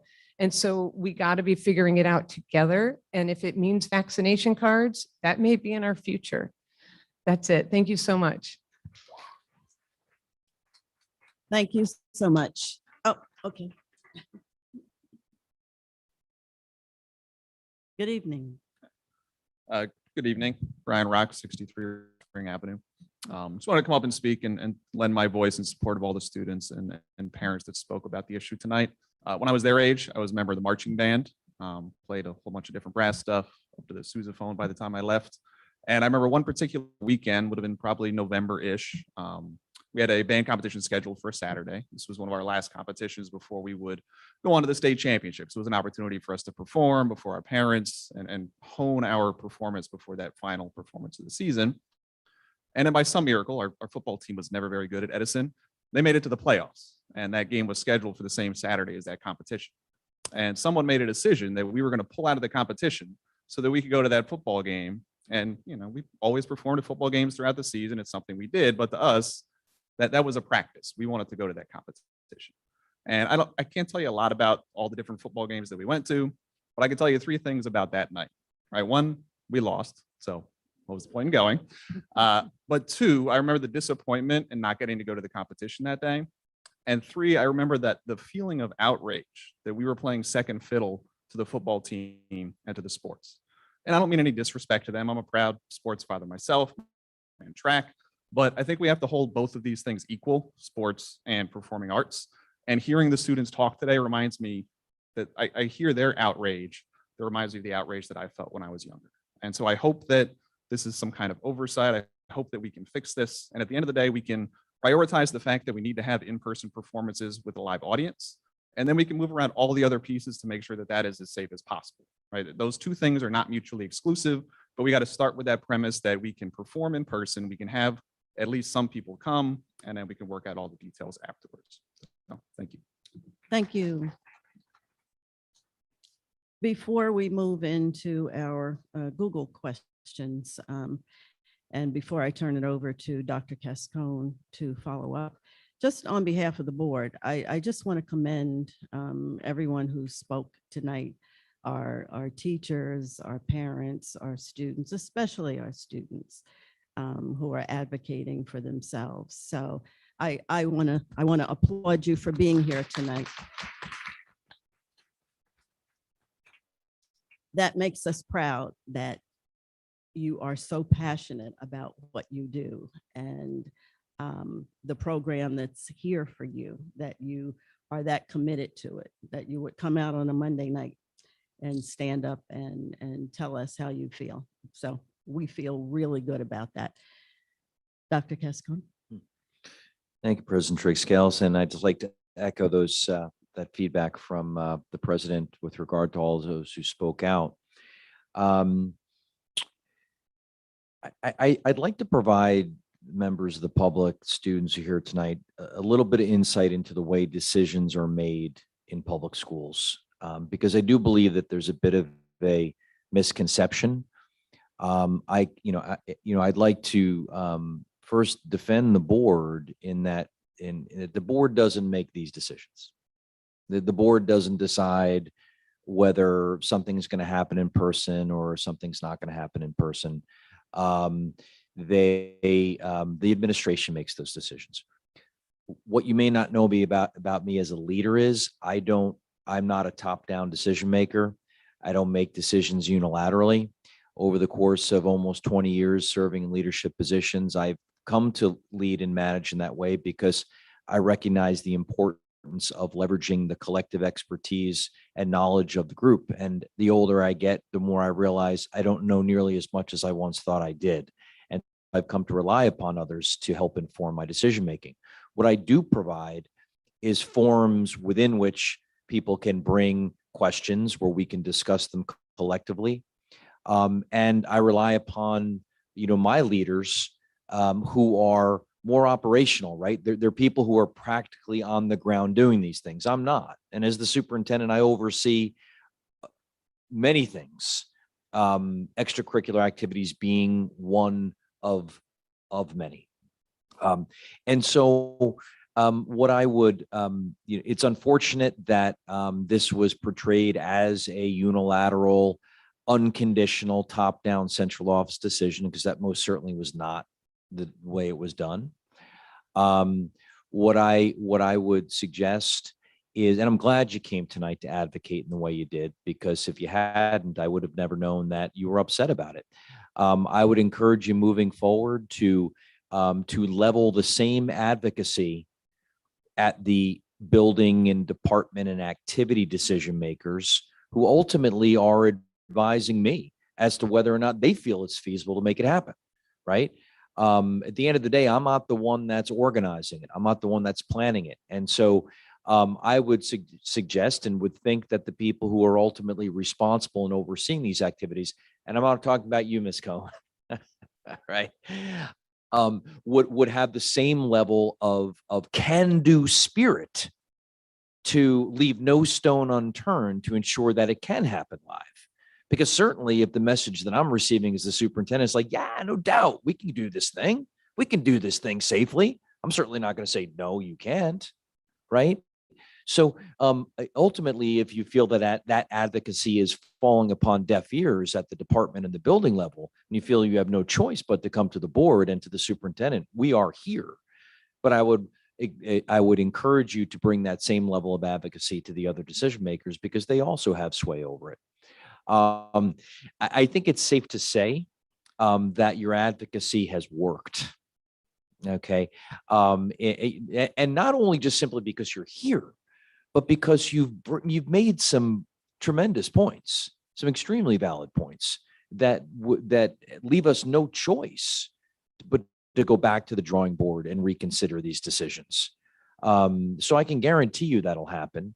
And the question that I'm going to ask at the principal meetings tomorrow is, folks came, what do we need to do to make these things happen in person, and can we do them safely? Now, of course, no one knows what the future will bring. No one knows what February will look like. But certainly, all things remaining equal, I would argue it's very likely that we can do these things safely. So I appreciate it. You can always come to me. You can always come to the board.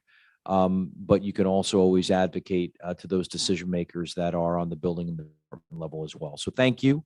I think it's safe to say you'll see some positive movement in this regard.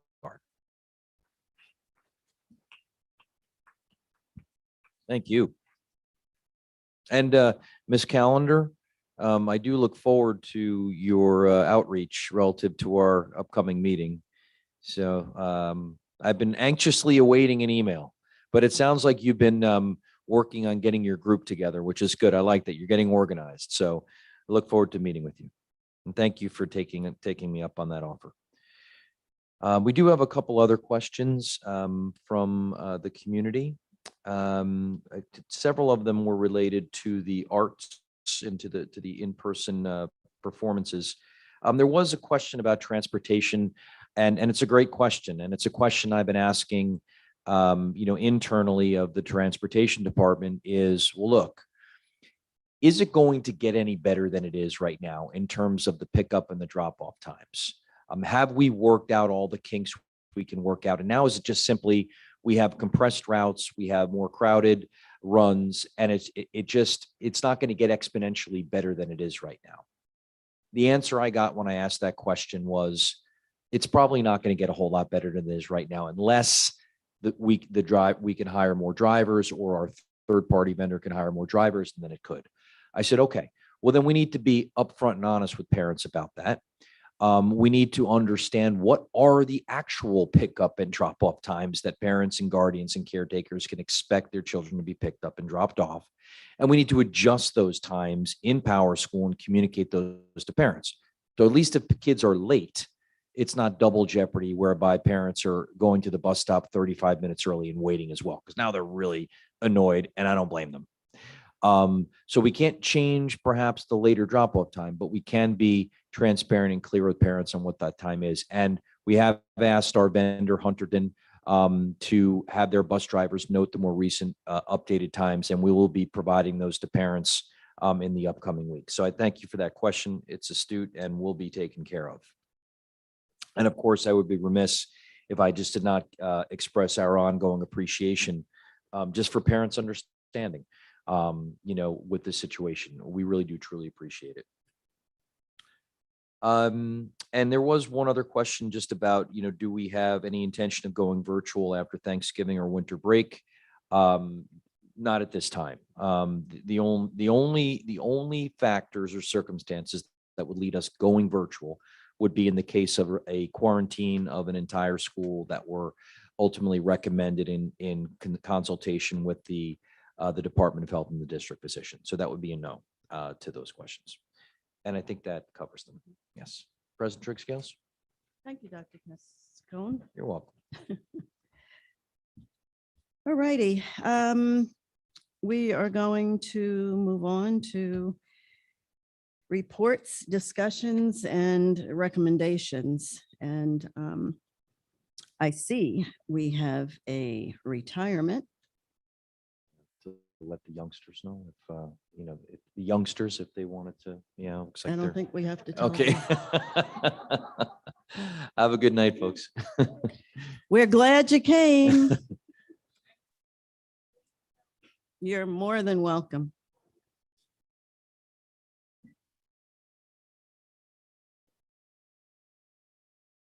Okay, so I see we have a retirement. Miss Vicki Bauer from Washington School, physical education teacher, is retiring in January with 32 years in the field. Congratulations and welcome to the Every Day is Saturday Club. All righty, and let's see, where are we? We are at personnel, and we do have an addendum. The board will note number 3, we have an addendum to appointments. And so I would like to entertain a motion for personnel items 1 through 4, attachments 4 and 5, and B, curriculum items 1 and 2, attachment 6. May I have a motion, please? So moved. Thank you, Vice President Tunnicliffe. Is there a second? I'll second. Thank you, Ms. Merklinger. Any discussion? Might just insert a point of order. Did you intend to move both personnel and curriculum in one motion? Yes. Okay. Is that a problem? No. I mean, typically they're See, before you had me separating them. Now I put them together. no problem. Just wanted to Dr. make Gaskell. just wanted to make sure that you were including personnel and curriculum in the same motion. Yes. Very good. Personnel and curriculum, A and B. Copy that.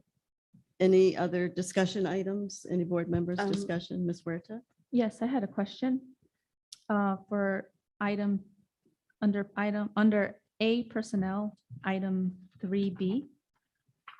Could you, I know I asked this earlier, but could you clarify a little more this item for me? The difference in the why we're changing it from a vendor to a personnel. Sure.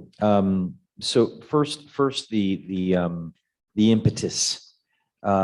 This is to add additional organizational capacity for conducting psychiatric evaluations in a more timely fashion in the event that child study teams need them. But Dr. Faber was previously approved as a vendor on the July 26th board agenda to conduct psychiatric evaluations for students.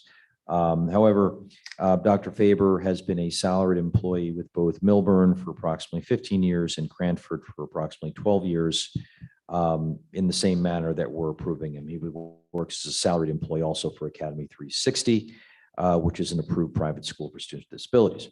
As a result, a posting was created and he applied for the position. Mrs. Gogarty Fitzgerald has recommended him for the position, and he will now be considered a salaried employee and not a vendor. This is why he appears as a recommendation under the personnel section. There is no change in the original compensation agreement from the July 26th board agenda, and this does not impact pension payments or anything of that nature. And in plain terms, and in direct answer to the question, it's just really a preference with regard to how the employee wants to be employed by the district. And so considering that there's a past practice in other districts and it doesn't represent any downside, we're recommending approving him according to his preference. Thank you. You're welcome. Vice President? On item B, curriculum and instruction, number 2, I just wanted to get some more information about this and find out, is this going to be an annual cost? Is it going to be, will we always be able to get this out of the Title III grant, or do we have to set aside money, further down the line? And are there federal requirements? And if so, which ones? Sure. So this is just for the, the public's edification. This is a program being proposed for adoption approval by Mr. Plata and the ESL department. It is essentially a data repository for progress monitoring, summative assessments of ESL students, but also a way to provide data and instructional recommendations to regular education teachers that are working with ELLs in the content area classrooms. This, as long as there are Title III funds available through the ESSA grant, not ESSER, ESSA, acronym busters. We'll get back to that. But as long as that money is there, I would foresee it being feasible for us to fund this out of Title III for such time that we wanted to continue to use it. And just in terms of the federal regulation, can you clarify that question? On the sheet that you gave us that gives us the overview, it said it satisfies federal compliance requirements, and I wasn't sure which ones. Oh, right. those were. So you're right. So under the ESSA regulations, and more specifically relative to monitoring progress monitoring, and the aforementioned connections and support in the mainstream classroom. Okay, thank you. No further questions. Right, thank you. And I just want to add that I think this is going to be tremendously helpful for the general ed teachers. As a former principal of an elementary school that had a huge number of ESL students, that was always an issue, is how to articulate the needs of the ESL students from the ESL teacher to the classroom teacher, and then also at the high school level. So I think that this is going to be a great asset for the district. And before we vote, I want to remind my fellow board members that as we are voting for curriculum and instruction, school business requests, you will remove yourself from that vote. Everything except you. All right, Mrs. Flowers. Mrs. Huerta? Yes, with the exception of myself. Ms. Merklinger? Yes, with the exception of B1 for myself. Mr. Rothstein? Yes, also with the exception of myself on the applications. Am I allowed to request removing anyone else, or just me? Okay, just myself then. Vice President Tunnicliffe? Yes, with the exception of B1 on the applications to remove myself. And President Trick Scales? Yes, with the exception of myself for attachment 6, applications for school business requests. Thank you.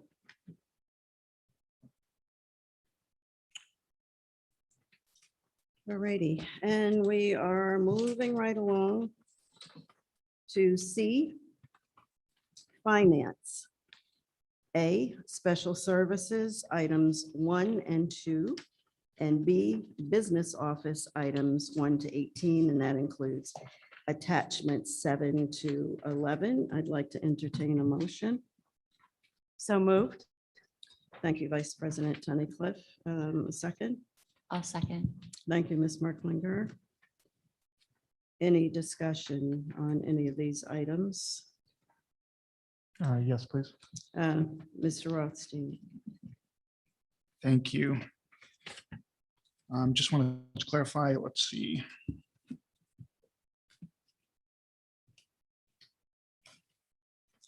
On item number 8, so this is B8.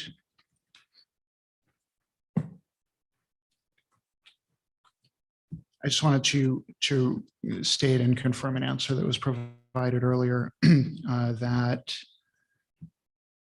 with regards to the amount that's listed here at the Would you moment. just, for the public's benefit, tell us what that is? Sure, this is the school security grant for, the amount is $375,000, $375,295 for the, God, I got to back up one page here. This is for Alyssa's law compliance. So I just wanted to reconfirm that at the moment, there's no expectation that the cost to implement will go beyond that initial amount that had been previously approved. That's correct. At this time, we don't anticipate the amount that's been approved. We don't anticipate exceeding the project exceeding that amount.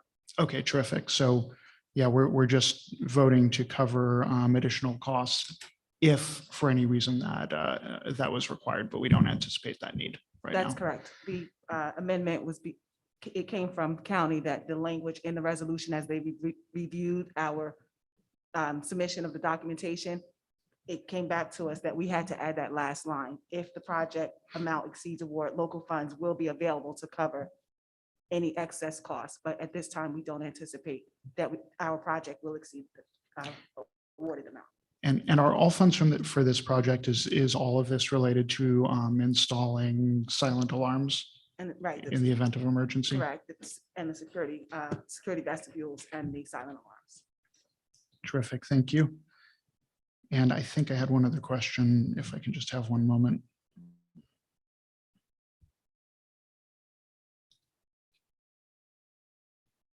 Oh, yes, I'm sorry, on item 11, with regards to the ARP IDEA grant. If you could just sort of give just a brief overview of what types of projects this covers. If I'm not mistaken, Ms. Flowers, this is being used primarily for tuition. Is Yes, that accurate? out of district placements, tuition for out of district placements and some related services. Okay, terrific. And then I'm sorry, one last question. Item 16, which has to do with the cleaning, repair and maintenance that was done at Kelly Elementary School.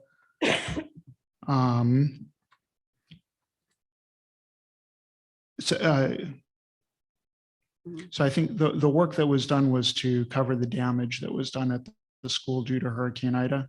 This cost was was primarily the for contracted services to disaster management, the cleanup companies that came in. Now, did that include the floor project as well? The floor that was pulled up? Yes, It the did. asbestos. Yeah, so the flood led to a pulling up of floor, which upon revelation required asbestos mitigation. But it's good to know that this should be covered by insurance. I think the district has a deductible of $50,000. But there's also additional damages that occurred through that in the form of materials, instructional supplies and furniture, all of which the good news is should be covered by the insurance, since this will cover the deductible and some. Got it, terrific. And it's unclear at the moment whether the situation of the school is such that another flood like this could do damage again in the future. We just don't know right now. Is that correct? It's a great question. Our postmortem on the event indicates that our systems functioned the way they were supposed to function. There had been, after that flood had occurred, I forget when it was, 2007 or 8 or something like that. Something like that. Yeah. There had been some, remediations done to the building, a floodgate, all of that worked. We are engaging in ongoing conversations with the town to understand the extent to which, regular protocol with regard to sewers and things of that nature might have been able to mitigate that. but for all accounts, the district, that the building functioned the way it was supposed to function. Great, thank you. I had a couple of questions. Okay. Thank Ms. Weird. For that same item number 16 that Gary kind of sprung a different question for me. Insurance is covering part of it. Are we eligible for FEMA or how does that work? That's a good question. Ms. Flowers? We're still seeking information whether or not there's an application for FEMA. We haven't had a consult as of yet, but we are keeping all necessary documentation and records so that in the event we are able to apply for FEMA funds, we will be prepared to do so. Yeah, but wasn't my understanding that for some reason Essex County was not designated as? They are now. They are. Oh, they are now. Yeah. Okay, all right. In that case, that probably. So we're keeping track. of Kmart everything. has the FEMA center there as well. So they're doing For residential. right. Oh, well, yeah, Okay. that's residential. But thank you. And then one more, can I get some, just one more question, just a little more clarification on item number 13. So the same under B, business office, item number 13, approval for waiver application. I'm going to leave that one to you, Ms. Flowers. Yes, thank you, Ms. Frederick. Due to the unprecedented driver shortage, districts are facing a concern with getting routes for out-of-district placements. So right now, as we are able to offer as an alternative to getting routes for these students, an alternative is to offer parental transportation contracts. In the past, in order for parents to transport their children, they had to get an additional $1 million coverage from their insurance. That can be costly and it can cause parents to shy away from wanting to go into a contract with districts. So the state, realizing that this is statewide, they've now implemented a waiver application where we could waive that requirement of the $1 million insurance coverage. So that's what this is. This is a motion to approve the submission of that application for the waiver of the $1 million coverage. And then the parents will then only be required to keep the statutory minimum of $15,000 as the insurance. Thank you for that clarification. You're welcome. So kind of leads me into another question. Are we encouraging this from other parents? Do we want, is this something that can be considered for more buses to be freed up for other activities? Or is this just like a one-time thing? Or we would prefer to provide the transportation versus the parent providing transportation? Right now, this has just been a discussion with those students that we haven't been able to secure a route for. Okay. Okay, thank you. So this is primarily right now out of district. Out of district, we have a handful of students that we Okay. haven't been able to secure a route for out of district placements only. Right. Okay, so we are ready for a vote on finance, A and B. Oh, correct. No, not Sorry. correct. Okay. Wait, Mrs. I Sunnycliff. apologize. On item number 4 under business office, I'm just a little confused as the beginning cash balance is in negative on special revenue fund, Fund 20 and debt service fund, Fund 40. Can you just Tell us what you're referring to. on attachment 9, Okay. item B, business office number 4, and it talks about the treasury of monies. And I'm just trying to understand, can you just give me a little bit of clarity on why those are negative figures for the beginning cash balance in cycle 13? Cycle 13 is it's the way in which we do the year-end rollover. So although it started out as a negative, it was just the way we were in between our rollover period from the closing out of the fiscal year last year and opening of this year. Oh, So okay. you'll see that the ending balance though is Okay, appropriate. good, thank you. Mhm. And I think I had one more question, let me see. On item number 12, under business office, this would be attachment 10.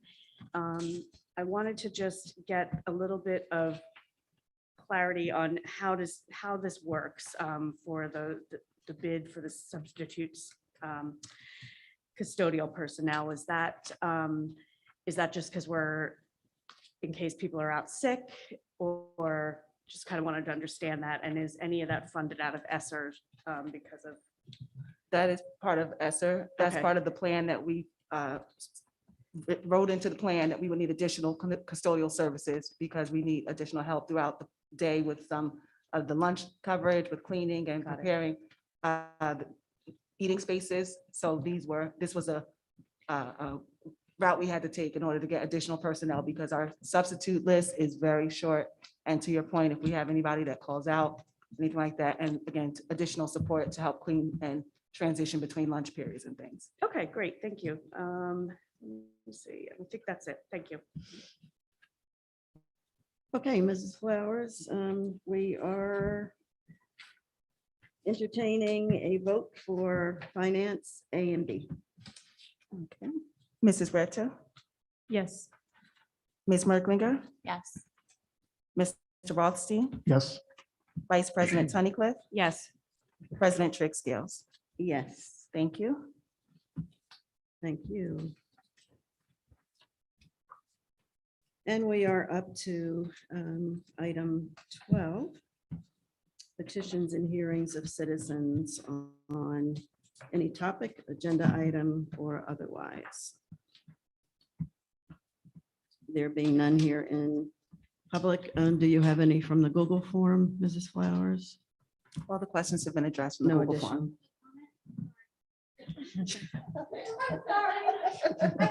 Down in my knitting for a minute. I missed it. Okay. Good evening. Elizabeth Redwine, 10 Cobain Terrace. And wow, so impressed with all those art students. That's not what I came to talk about, but I just have to say they warmed my heart. And so just a couple of things. First, I emailed the board this, but I'm just so grateful to the board and the superintendent and the principals, teachers, and staff for the proper use of masks, which the CDC has said is the best way to keep schools open. So I'm really grateful to the leadership that this board and superintendent and our educators have done to safely reopen, and just in the way that they've handled the pandemic. And I wanted to report back on something that I'd spoken about in the spring. So Ms. Gina Velasquez and I have been working on getting a magnet together that just says I heart West Orange Public Schools. It's WO because for it to fit. So she's designed something beautiful. As I said in the spring, you don't want me designing, not really my thing. So she's done a beautiful job, and we're gonna start selling them at big events like the game on the events on the 15th. And we're going to sell them for $5. And just want to check in with the board about this. And the money would go to WOCPAC and PASS scholarships, which really benefits a huge number of students, both special needs, general ed, honors, all the different students. And also the West Orange Warriors Club, which is a inclusive social group for special needs, general ed students to get together and get to know each other. So really excited about it. I'm super, super grateful to Ms. Velasquez. I don't know where the camera is. Thank you for all your work putting this together. She's been a dream to work with all summer. It's really fun when you think of an idea with a friend and it comes to fruition. And so we're super excited about it. And I know I've been communicating with some members of the board about it. So thanks so much for your support, and really grateful. And I just feel like, especially this fall, we've been through a lot and we've had a lot of tough conversations. And so I think something to kind of unify the district would be great. And then the one other thing, I said this in the spring, but I'm a big fan of the sports magnets and the music magnets and the honor roll magnets. And this wouldn't in any way replace any of those. Hopefully people will still use those, but just thought it'd be nice to have a magnet for all the different schools that just kind of expresses our pride. And again, this wouldn't just be for families who use the public schools, and we were all paying the taxes. And I said this in the spring, but I'm hoping my siblings in New England also have their I Heart West Orange School magnets, because they really should still love West Orange schools. So thanks so much. Thank you. Thank you. And thank you for, you came up with the idea a while ago, and it has just grown and been nurtured, and we're looking forward to it. We heart West Orange.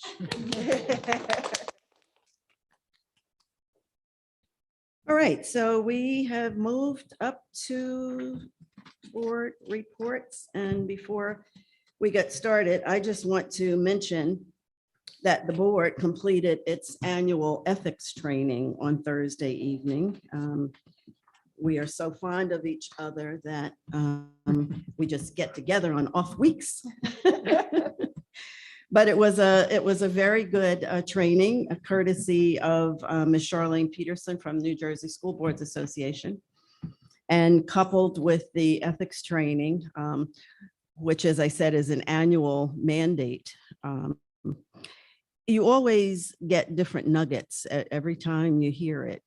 You come out with something else. And the nugget that I came away with this time, and this I've done it before, been through the training before, was that yes, we're volunteers in that we don't get paid, in that we're giving back to our community.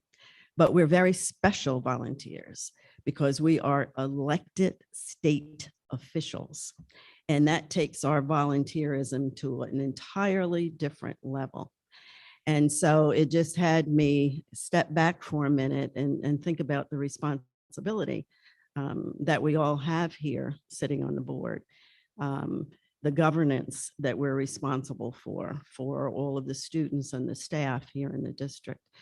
And so that was my takeaway, that, you know, we're constantly saying, well, we're volunteers, we'll fit this in when we can. No, you were elected.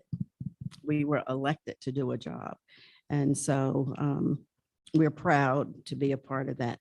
Coupled with the training, we also had a chance to review our own self-board evaluation. And that isn't a mandate, but it is a practice of effective boards. So I'm happy to report that this board considers itself and is deemed by New Jersey School Boards Association as an effective board.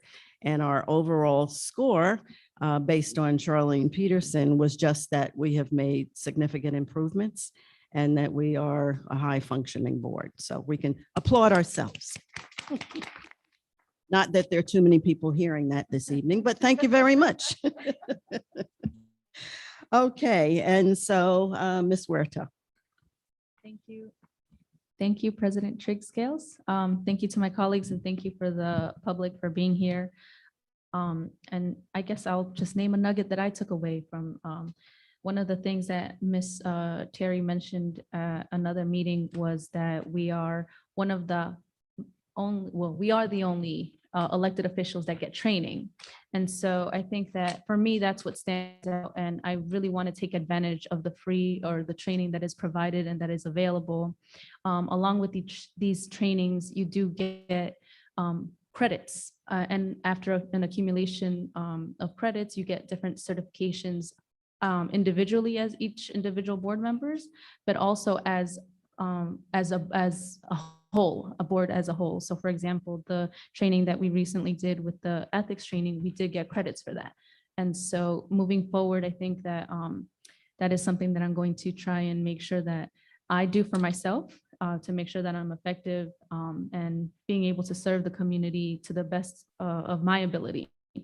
And to keep the board updated on trainings that we can do together.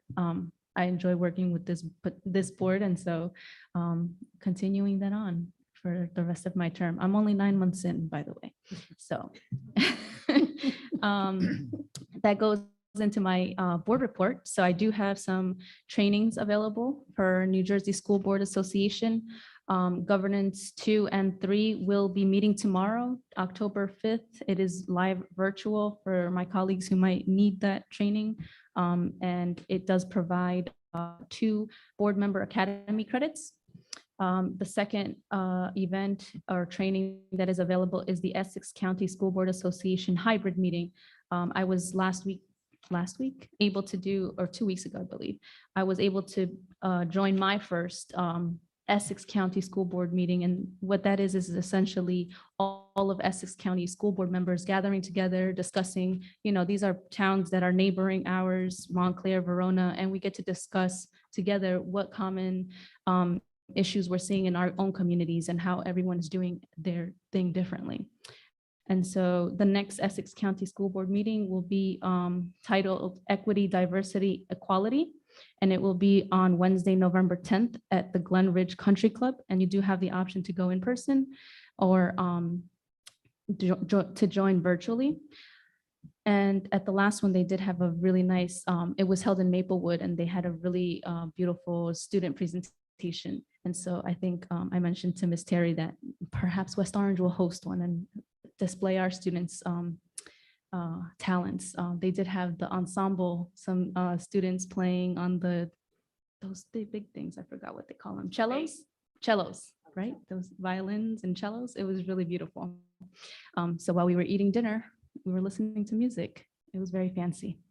The third update is a fall school law forum that will be available virtually. And that will be on Tuesday, November 23rd from 9 a.m. to 4 p.m. So this one is a very extensive, it seems like. And it will be 3 board member academy credits, a statewide regional PD credit, 1 PD credit, and then a CLE 7 credits, 7.2 credits. And so that's just what's available right now, coming up. Thank you. Thank you. Ms. Merklinger. Sure, thank you. So we've got a lot with school reopening. We've got a lot that's been going on. So it's great. If you come to West Orange High School, you can see so many different things going on any given night of the week. But I do want to congratulate our marching band. They came in first place over the weekend at the 49th annual Under the Stars competition. For those of you that don't already know, this upcoming weekend, West Orange High School is hosting the marching band competition. So I do encourage everyone to come out and see that. I know they start early and they go all day. So, and I know a lot of the neighbors always compliment how great it is to hear the marching bands and the competitions. Saturday. Yes, that is Saturday. I'm sorry. I think it's the 9th. Saturday the 9th. 9th. Yep, the 9th. We just had, and speaking of sports, we did have, our football team, our soccer teams, our volleyball teams have been doing very well as well. We had youth nights with our theater program, so Mountaintop, PAL, and the Western Recreation Department, all teamed up with our high school athletics to have those evenings, and that was a lot of fun. So many people together and celebrating just the great accomplishments of this community. So I think it was already mentioned, the Student Liaisons mentioned the Love and Unity Fest that was on this past Saturday, another great event that I know folks here all attended. But next week is a huge week for West Orange. We have the West Orange Hall of Fame dinner is on the October 14th. We also have homecoming, which is on the 15th. And with that, I think West Orange is becoming the leader in all things inclusive and diverse. We're having a homecoming court, I believe it is. No, we're not doing a king and queen. So to get away from gender specific, I guess, titles is the best way to put it. It's going to be a homecoming court, basically. Royalty, that's it. Thank you. I was like, I know there's another word for it, but thank you. So we are doing homecoming royalty. So looking forward to seeing that take place next Friday night at the football game. So I encourage everyone to come out. Thank you, Ms. Merklinger. And Mr. Rothstein.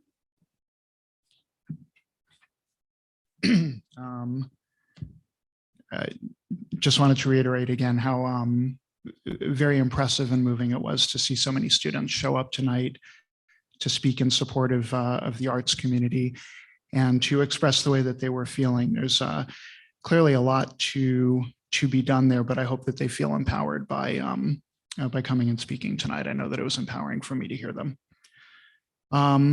Policy.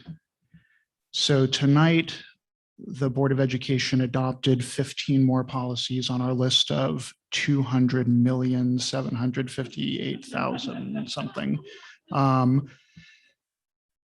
That leaves us with 17 more policies that need. 13. Oh. Oh. Have three been removed? Yes. The ones that had the NCLB nomenclature were abolished by Strauss-Esme, so they're actually no longer going to be in the Those are the ones that had the 2, 3. 02, 04. Yeah. Oh. So as I was saying, 14 more policies that need to be adopted. This has been a very long process. I think, without meaning to jinx ourselves, I think we're in very good position to complete the adoption of all policies at our We next shall. board meeting. We shall. This will complete our transition to a set of policies that are managed through Strauss-Esme. And then by the end of the year, we should see that transition on the school district website. And it should be easier to search policies. It should be easier for the public and for people like me to find the information that we're looking for in the policies. So this will be terrific. Also want to say, though, that this does not end the process of the work the Board of Education does on policy. We are a policy-making organization. This work doesn't stop. It just means that we will have accomplished a major milestone, and then we will continue to work to review and make improvements to make sure that the policies that we have reflect what we believe is best for our schools and for our community. So I'll save the celebrations until later, but thanks to the board and to Ms. Merklinger for all of our work this year and getting to this point. One brief comment on the ethics training that Terry mentioned. I was speaking with a family member a couple of months ago, and he had asked me a question, and I said, no, that we couldn't do that. That would be a violation of the ethics that we're held to. And he laughed and he said, well, ethics is a recommendation. It's not really a law. I said, well, actually, in New Jersey, at least, this is actually an act, the Ethics Act. We are required to follow this, and it's enforceable through the School Ethics Commission. There's some pretty harsh penalties for violations.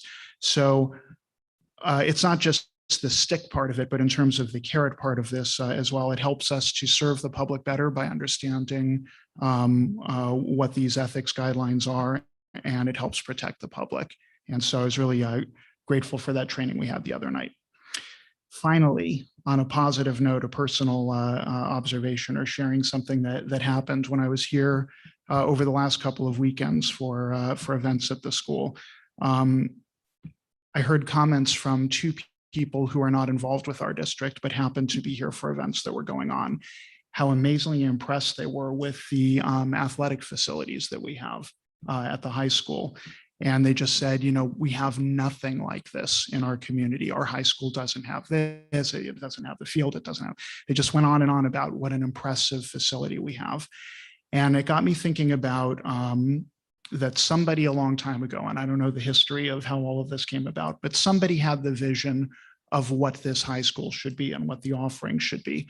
And they convinced the others to invest and to work and to make it happen. And we don't always know when any of us is making decisions, we don't know what the impact of that is going to be into the future. But to whoever those people were who had the vision of what our high school should be and how it should serve this community, I'm grateful for whatever battles they fought in order to provide this for all of our students now. That's it. Thank you. Thank you, Mr. Rothstein. Vice President Tunnicliffe. Thank you. We had a New Jersey School Board's Legislative Committee meeting a couple weeks ago. Both myself and Ms. Huerta were on the call. I am the representative for our district, and I just wanted to give you a few highlights of some of the stuff that's been passed recently, some enactments. I think we've mentioned before, the civics instruction was just enacted, Laura Wooten's law, it's known as. They also had student surveys, which was in the Assembly, it's number 5597, and in the Senate, it's 3801. And this permits school districts to administer student health surveys after prior written notification to parents and legal guardians. So that was one that I thought was interesting and particularly applicable for right now. There's also an anti-hazing policy. In the Senate, it's 84, and in the Assembly, it's 3149. It requires institutions of higher education and public and non-public high schools and middle schools to adopt anti-hazing policies. So tying back our work as a policy body, every time there's a piece of legislation passed, we'll have to go back in and update our policies based on these. So this anti-hazing policy expands activities encompassing criminal hazing and upgrades penalties for engaging in these activities. So two of the things that I thought were interesting. And then New Jersey School Boards also has quite an extensive legislative advocacy agenda action plan. And it has a number of kind of headlines on accountability, advocacy, funding, local governance, school district staffing and collective bargaining, special education and vocational education. So all of these areas are things that the legislative folks at New Jersey School Boards are working on. And I just wanted to highlight a couple here that I thought were interesting. They're working right now on the accountability side to promote implementation of appropriate standards for school district performance. They also are looking to advocate for changes to the statute and regulation that will eliminate unnecessary administrative workload placed on school districts, which I think is super important and will help get our teachers doing more classroom, being more with our students than doing paperwork, which would be great. Advocating for elimination of restrictive regulations on local school districts and Board of Education members. These are all things that I've personally really been frustrated by, and how many regulations there are. And they're talking here about funding and making sure that New Jersey has full funding of the state school finance formula, which has been a long time issue. We're starting to see funding coming through now, but it's still, too little too late. And so we hope to continue in that vein. They want to make sure it's consistent, equitable, and reliable, as well as sustainable. They want to make sure all the board members in New Jersey are aware of the impact of the state budget shortfalls on the school funding formula. They also are talking about educating state and federal legislators on the public need for full funding of all state and federally mandated programs, which is huge. We know how many times there comes a mandate coming down to us that we have to implement, but there's no money behind it. We really need the money behind these mandates. We need to have our legislators know that how you're handicapping us and how you tie your hands behind our back every time you do this to us. Because when we sit through the budget cycle, it gets harder and harder each year to maintain these, all of these programs that they want us to run. We really need the funding behind it. So as you can see, I'm a little passionate about that, but those are a few of the things that New Jersey School Boards is working on, and I'm happy to stand alongside them and work in Trenton with them. So thank you. Thank you. Negotiations, we are still in the process of negotiating with Local 68 and the West Orange Education Association. Just wanted to mention the Love and Unity Fest again, and to do a shout out to high school art teachers, Heather Young and Nicole Krulik, and Gina Velasquez, who, as we know, is the president of the WOCPAC and a parent and a local artist. And so they were very instrumental in helping the students create that interactive mural. That's just absolutely beautiful. So I know that Miss Huerta was there with her family, and they contributed, and I even contributed to the mural. And Dr. Cascone was there, and he did a rap. No, just kidding. It's getting late, so I get silly. But he was part of the program. Yes. I just want to ask a clarifying question on something that Jennifer mentioned, if that's okay. Oh, sure. So you were mentioning about the policies, and I just wanted to clarify for the community that part of why we use Strauss Esme is because they provide us those updates. So definitely something that we would have to be aware of, but that's one of the great things about moving to stress at ESME and why we are so, why everyone's so adamant about getting it done. So I just want to clarify that that is something that, so these updates we should expect to come from Strauss ESME. Thank you. Yes, absolutely. Okay, I saw online niche, how do you say it, Dr. Casco? I leave that to you. Niche. This is an online kind of rating program for schools. And they rated the 20, what did I write down? The 20 most diverse school districts in the state. And guess who's number one? West Orange. Yay. We're number one. We're number one. And so I hope that we can push out that information. That's really something that we can be very, very proud of. And it's not that we're just diverse, but we appreciate and value and celebrate our diversity, which makes it much more special. Okay, so now I've lost my next page. It's Breast Cancer Awareness Month. Just want to throw that out. I'm wearing my pink in support of. We had the Hispanic Heritage Flag Raising Celebration down at Town Hall on Friday. And it was quite an event put on by the Hispanic Foundation, and Ms. Huerta was there and Dr. Cascone was there. And flags of all of the Latin nations were celebrated and put on display. But one flag was raised, and that was the flag from the Dominican Republic. And it was raised by the former president of the DR. And so that was extremely, extremely special. Dancers, singers, it was quite the celebration. Very, very nice. This Wednesday, October 6th, is New Jersey Knockout Opioid Abuse Day. And the purpose of this day is to make citizens aware of the opioid epidemic and the number of overdoses and deaths as a result of the abuse of prescribed drugs. We all know that this is a silent killer. And since 2020, 800,000 people have died from overdoses in the last 21 years. And so I have shared that with the student council at the high school, and I think they're going to be making public service announcements. And I had also spoken to President Cindy Matute Brown about a resolution from the town council. So this is something that people tend to hide, but we need to pay attention to it.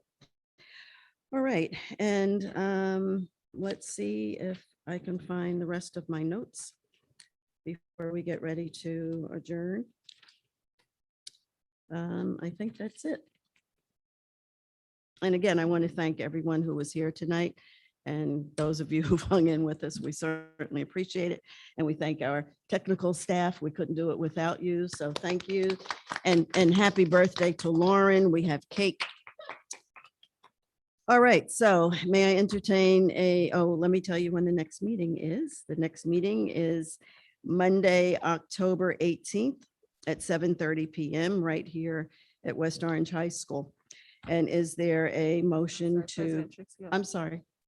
We advertised for the special meeting. It is only the board member training. October 12th. October 12th. Okay, so on October 12th, the board, because we love each other, we are having another training, and this training is going to be on strategic planning.